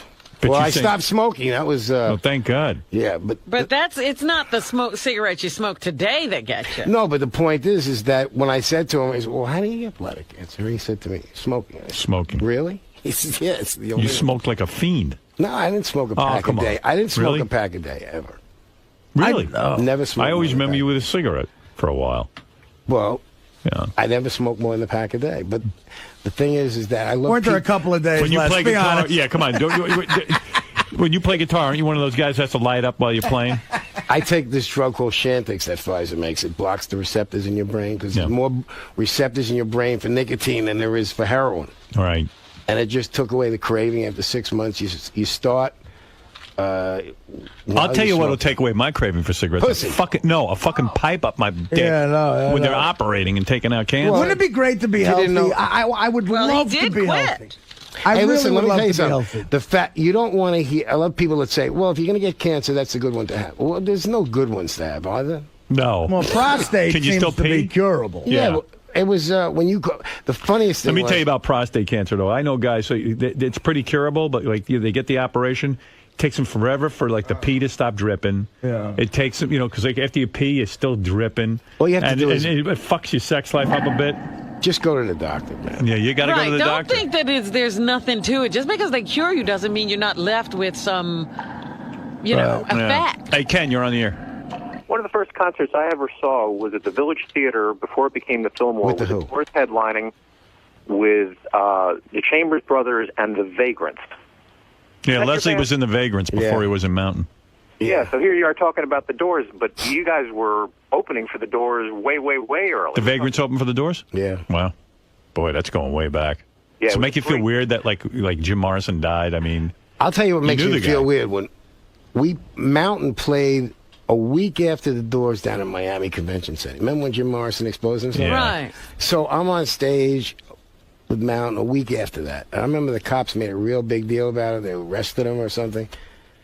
And I'm doing my guitar solo, and the cops are in front of the stage, and they're holding back the kids, and the cops were talking and making noise while I was playing my guitar solo. I yelled at one of the cops, "Shut the fuck up." Uh-oh. And all of a sudden, the cops came running to the stage. I ran out the back into the car, changed my hotel room. I forgot where we were playing. Yeah, you can't say the F word on stage. Not to a Well, right after That's the number Doors one. got arrested in Miami, Right, yeah. it was like serious times down there. Hendrix was the death that affected you, though, right? Because you knew him. Well, I played with him a couple of weeks before he died. Can I just say one last thing and get off? He's like Zelig. What are you going to get off on? Wherever Leslie goes, people die. Yeah. I would get off on seeing Bush and Cheney impeached. Thanks very much. All right, there you go. I think a lot of people agree. Kevin, you're on the air. Serious guy. Hey, Howard, how you doing? I know. Leslie, Yeah. big fan. You're a hero, man. I got to say, about 10, 15 years ago, I saw you at a small club in Port Chester, New York. Howard Stein. And being a huge Mountain fan, it was admittedly a real intimate crowd. You put on the most amazing show, I must say, I've ever seen in my life. Well, the sound man that particular evening was a big fan of yours as well. And you had him reduced to tears by the end of the night from yelling at him in front of everybody and berating him. You yelled at the guy? Probably. I thought that Leslie made him cry because of his great playing. Why was I yelling at him, though? I guess you weren't happy with the sound. I thought it sounded fantastic. What do you know? What do you know? First of all, Leslie is nuts when it comes to that He's stuff. a perfectionist. When we, yeah, he's really crazy with the sound to the point that, who even knows if it When makes you a difference? play- It's the way you take out your stress, Leslie. Listen, when you play with Sam Kinison and me at your concert at Nassau Coliseum, Yes. and you were playing guitar, Yes. and you said, Leslie, I can't hear myself because I turned your amp down, Yes. Because you really that's how you can't play the guitar. No, that's how I know you know sound. You turned off my amp. As opposed to Joe Walsh, who I went on stage with and turned mine up louder than everyone, and humiliated me. Well, in honor of that, by the way, I have Leslie West's signature guitar now. Oh, wow. Look at that. Wow, that's nice. Not like this. Who makes that? Dean Guitars. Well, boy, that's a nice looking guitar. Well, I'm giving it to you. This is number 20. Thank you. This is number 29. I'll play that badly as I can. I wanted to get you number 69, but somebody took that away. What number is that? 29. You got to wear the headphones, Leslie, or no one can hear you. He just couldn't get to you. They have a mic on. Put those back on. Wow, I could really wail on this. Look at look at the volume controls. What number? Look at the action I get on this, Fred. Oh yeah. It's beautiful. Look at the volume control. What does it say? Schmuck, what does it say? What's it say on the volume control? What number does it go to? To 11. Excellent. I like that Spinal Tap reference. Dude. Here we go. Look. Howard. Let me have the guitar back. What? Are you taking it back? Fucking play some shit. I bar chord. Come on, man. I can play. Look, this is a real... What is that? It's a certificate. I'll play this. I bought a new guitar and an amp. Just hang it on your wall or something. Oh, maybe that's what I'll do. I'll hang it on a wall. So when I die, at least you know that I gave you a real... Boy, does that sound crap. The guitar is good. It's Let me see that. Go to DeanGuitars.com and look at it. I really am honored to have this. It's a beautiful guitar. I might actually be inspired to go back and take more lessons. No. No! Les, how much to give me guitar lessons? How much? How much? More than you're making it. I don't think he could take it. The man's in a no, weak you know condition. what would happen? He'd say, "Can we get high instead of taking a lesson?" I'll be Well, I it thought would be that was bad a prerequisite. But Leslie's greatest musical accomplishment, everyone would agree, I believe. Beetlejuice? Beetlejuice, that's right. My hero.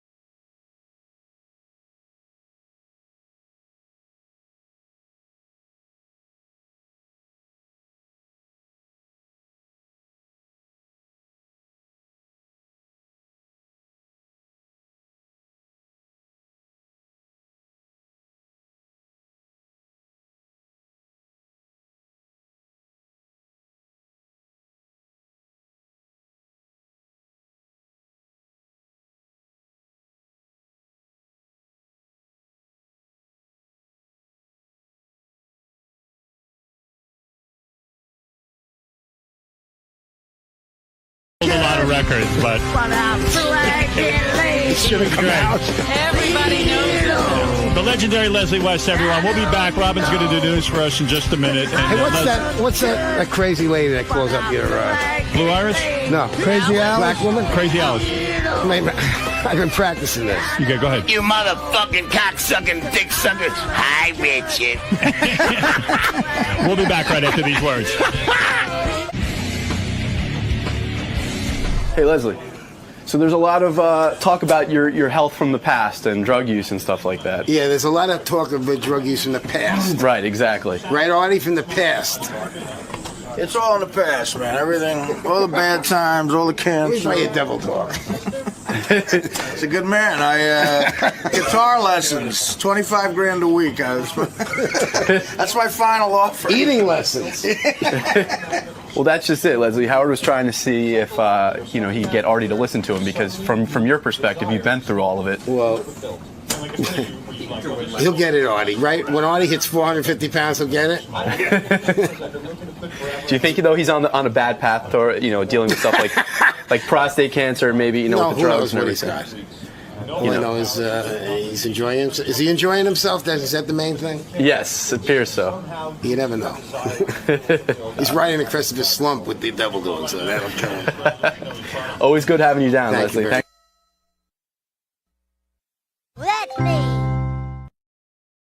The retard, where this is really weird.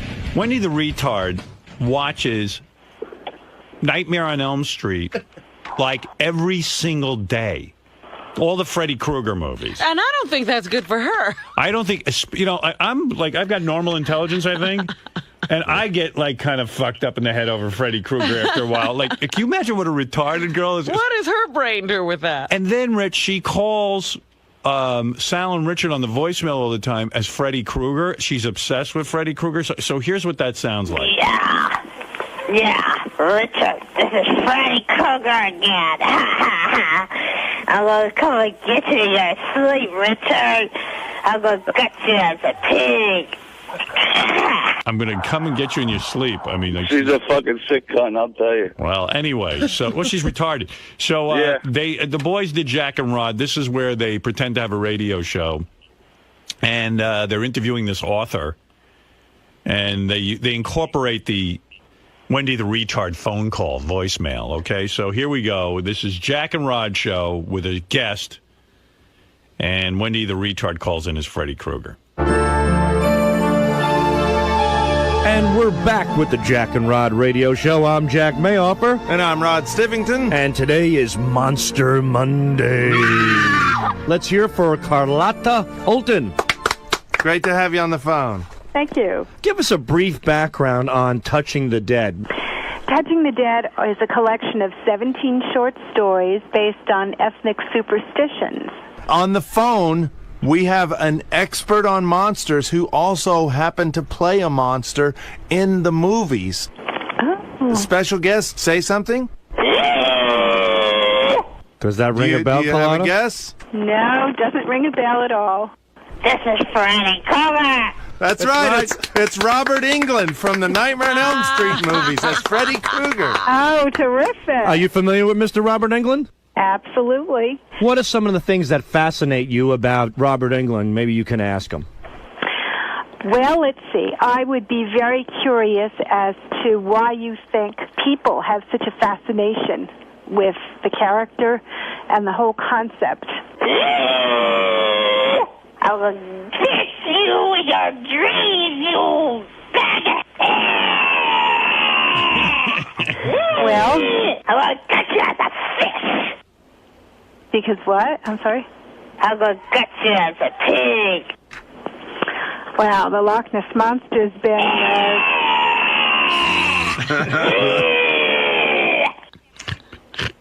and that really I'm goes... gonna get you, Richard, in your dreams. In New Guinea, people believe that mirrors held the and well, I can see this isn't going too far. I'll come and get you. I thought this was a serious interview. Miss Holton, we have dead air here. Let's move along. Well, every time I say something, he speaks over me. I don't know what point there is to it. He takes that character very seriously. Well, you just have to speak over him. I don't want to speak over him. I want to have screaming. What's that? I said I'm not going to scream. Just a little louder. No. I'll come and get you. Wow. That Freddy Krueger's really into his character. That was funny. He was terrifying her in her interview. Every time the woman tried to speak, he would interrupt her. Right. That drives you crazy. All right, look. Well, it's a running theme. It is. Yeah. Did you ever hear the phony phone call where the train interrupts? Right. There's the other one where there's a radio that interrupts. Yeah. Then there's one where a band interrupts. That's right. A live band is setting up. You know that one? All right, look, we're going to take a break. You take what you else get. can we have interrupted? How about some comedy? Oh. Ooh. All right, we got to take a break. I'm kidding. We're going to get in trouble again. Wait, here's the band interrupting. You want to hear that one? Please. All right. I think this is it. And we're back with a very special Jack and Rod show. And today we're addressing seniors and arthritis. And on the phone, author of Pain Was My Middle Name, Anita Lee Chun. Thank you. Hello, Anita. Tell us about arthritis. Well, you know, right now I'm feeling great. I mean, this is the reason why I wrote the book. Hey, Larry. Hold on. I'm sorry, Anita. Yeah, what happened? That's Larry, the engineer. He's behind us setting up for the band Foghat. They're actually playing in this studio in about an hour. Yeah, all right. Let me ask you this, Anita, about the book. Which foods can cause flare-ups and are best avoided? Well, all the preservatives, the additives, and You think they're hitting this theme too much? You know, I'm paying two guys to come up with stuff. They found something that works. And, anything that when you read about the ingredients, when you cannot pronounce. Larry, hold on. What if I play all the interruption bits at once? Hey, we can have an interruption weekend. Interrupt one bit with another bit. Interrupt Sal and Richard. It's like a bit within a bit. What if I bring Sal and Richard now, and they could interrupt their own bit? No, we just interrupt whatever they have to say with something. Let's do it. I think we should do it live. Bring these people actually in here, and when you ask them something, we just interrupt them. Hey, you know what? Maybe we ought to bring it into the show. Sometimes we have people we really don't want to book. Do you want to hear the one where the jingle interrupts? Yeah, that one. Okay. If we get one of those guests, we'll just start interrupting with them. And we're back with the Jack and Rod show. And who do we got on the phone, Jack? His name is Hawk McKinney. How you doing, Hawk? I'm doing fine. Good afternoon to you all. Tell us a little bit about your book. The book is a historical love story set in the days. And we're back with the Jack and Rod show. We got to do station IDs. Our program director's all over us today. I'll back it up a little bit. You'd asked me about the book, and it's a historical love story. And it's located. All right, let's go back to the bit where the music interrupts. For a second. I'm sorry about that. We're Go ahead. sorry. Continue, please. Yeah, I said, well, all the things, for instance, like bell peppers and... Larry! Oh, my God. Larry, hold on just for 1 second. Larry! You want to go back to where the jingle interrupts, or you want to continue with this one? I don't know. Can we go back to... Didn't they have one where a dog interrupted? Didn't we try the train? Yeah. Oh, where's the train the train. Yeah, the train. We haven't done the train. That's all right. There was a train built in the studio. Woo! Maybe it's time to stop the interrupting bits. Maybe we've done enough. Time to move on. Fuck it. I'm in trouble now. Forget it. What is it, Sal? Sal, I can't hear you. Can you talk louder? Sal, the train noise is interrupting. Well, wait, let me hear Sal for 1 second. You gotta let him start talking, then you interrupt him, Fred. Okay, sorry. Hey, Howard, the train prank call. Yeah? Talk louder. It's right underneath the... Sorry, we have a bin. There's a bin. What's it underneath, Sal? Just talk louder, please. It's in GP1.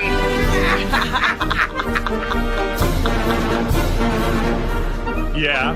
This is ridiculous. We can't conduct a show like this. I don't see how we're going to communicate if you can't talk louder. You can't talk over this band? Come on. Wait a second. We want to go back to the bit where you're talking to the woman and she gets interrupted. I'm sorry, Anita. Oh, wait, do you want me to play the weightlifting interrupting Yeah, one? that's a good one. Yeah. Right, here. You have one of Well, I'll those? do the train station one first.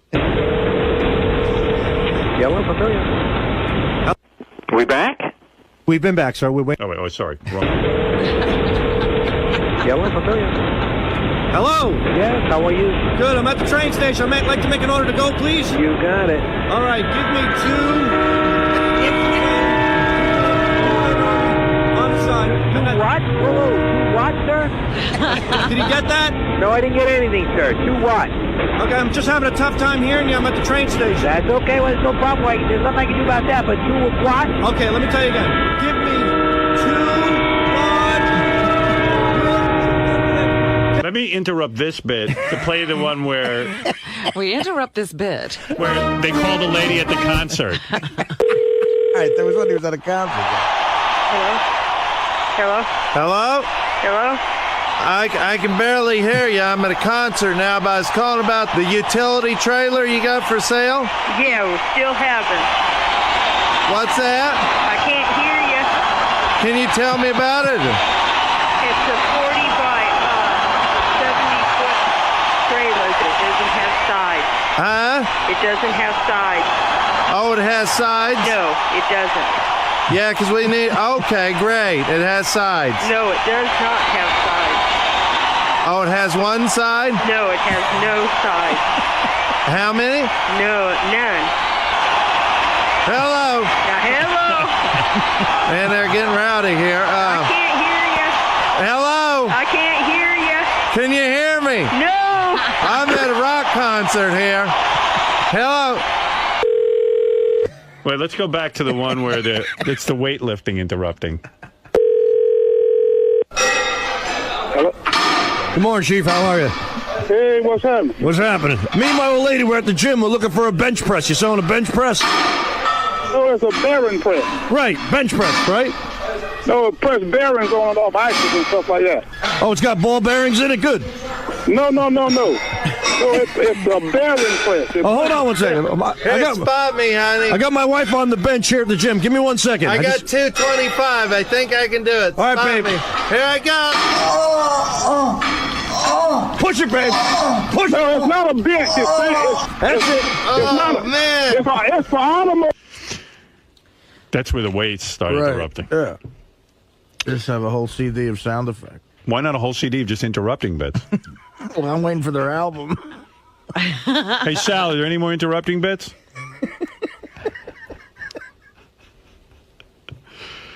Isn't there one where a porn clip interrupts? The porn clip. Yeah, there's one. But I can't hear you. Talk louder. Talk louder, please, ma'am. Miss, talk louder.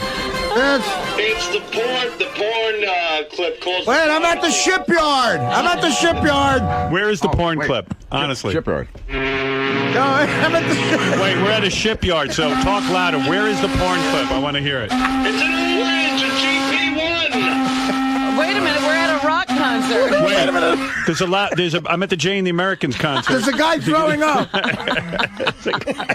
There's a porno star here. My goodness, this is ridiculous. There's a guy farting. Wait a minute, somebody fell down the stairs. Wait, I'm in a concentration camp and they're killing Jews with guns. Hold it.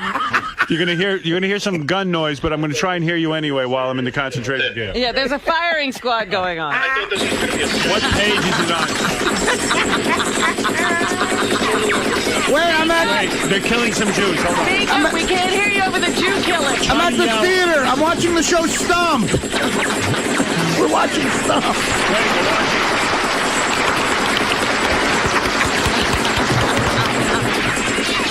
All right. Here's the porno clip interrupting. I'm at the theater dancing. May I help you? Hi, sir. Hello. Hi. I'm not feeling very well. I think I have a stomach thing going on. Mm-hmm. And I want to send my grandson up to pick something up for me, but I'm just wondering what to tell him to pick up for me. Okay, what's going on? Well, I'm dry heaving a lot. Okay. Actually, hold on. Could you hold on 1 second? Sure.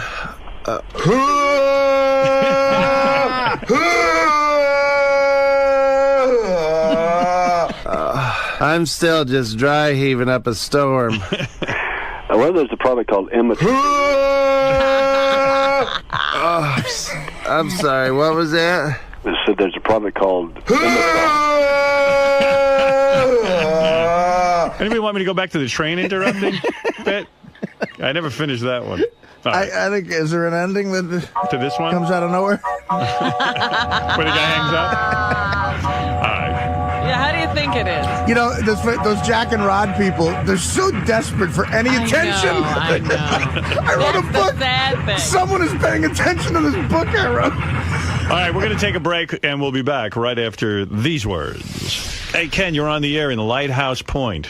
Hey, I do want to comment on John's show, which I thought was absolutely excellent last night. John the Stutterer? Yeah, I tuned in. It's funny. I went to dinner with my daughter, Deborah, last night. And we were hanging out, and then, I got home about 7:45, and I put the radio on, and I caught the last 15 minutes. I actually caught the last 2 minutes of John the Stutterer. He was arguing with Scott DePace. Oh, really? That was the worst note. All the callers, including Liddy, the guest, were at least respectful of John's issues, shall we say. Yeah, I mean, it was kind of weird. I listened to, I have some highlight clips, and they actually sounded pretty good, and we got a lot of feedback in the email I'll read you, so let me... Wait, DePace was the only one that was inconsiderate and really brought the show down, I thought. Yeah, that's the part, that's the part I heard, and I was kind of like, oh, I don't know what's going on here. I got to say one other thing, Howard. Enough of Ralph already. It brings the show to a screeching halt. I know. Wait, I'll read you the email on Ralph. It's brutal.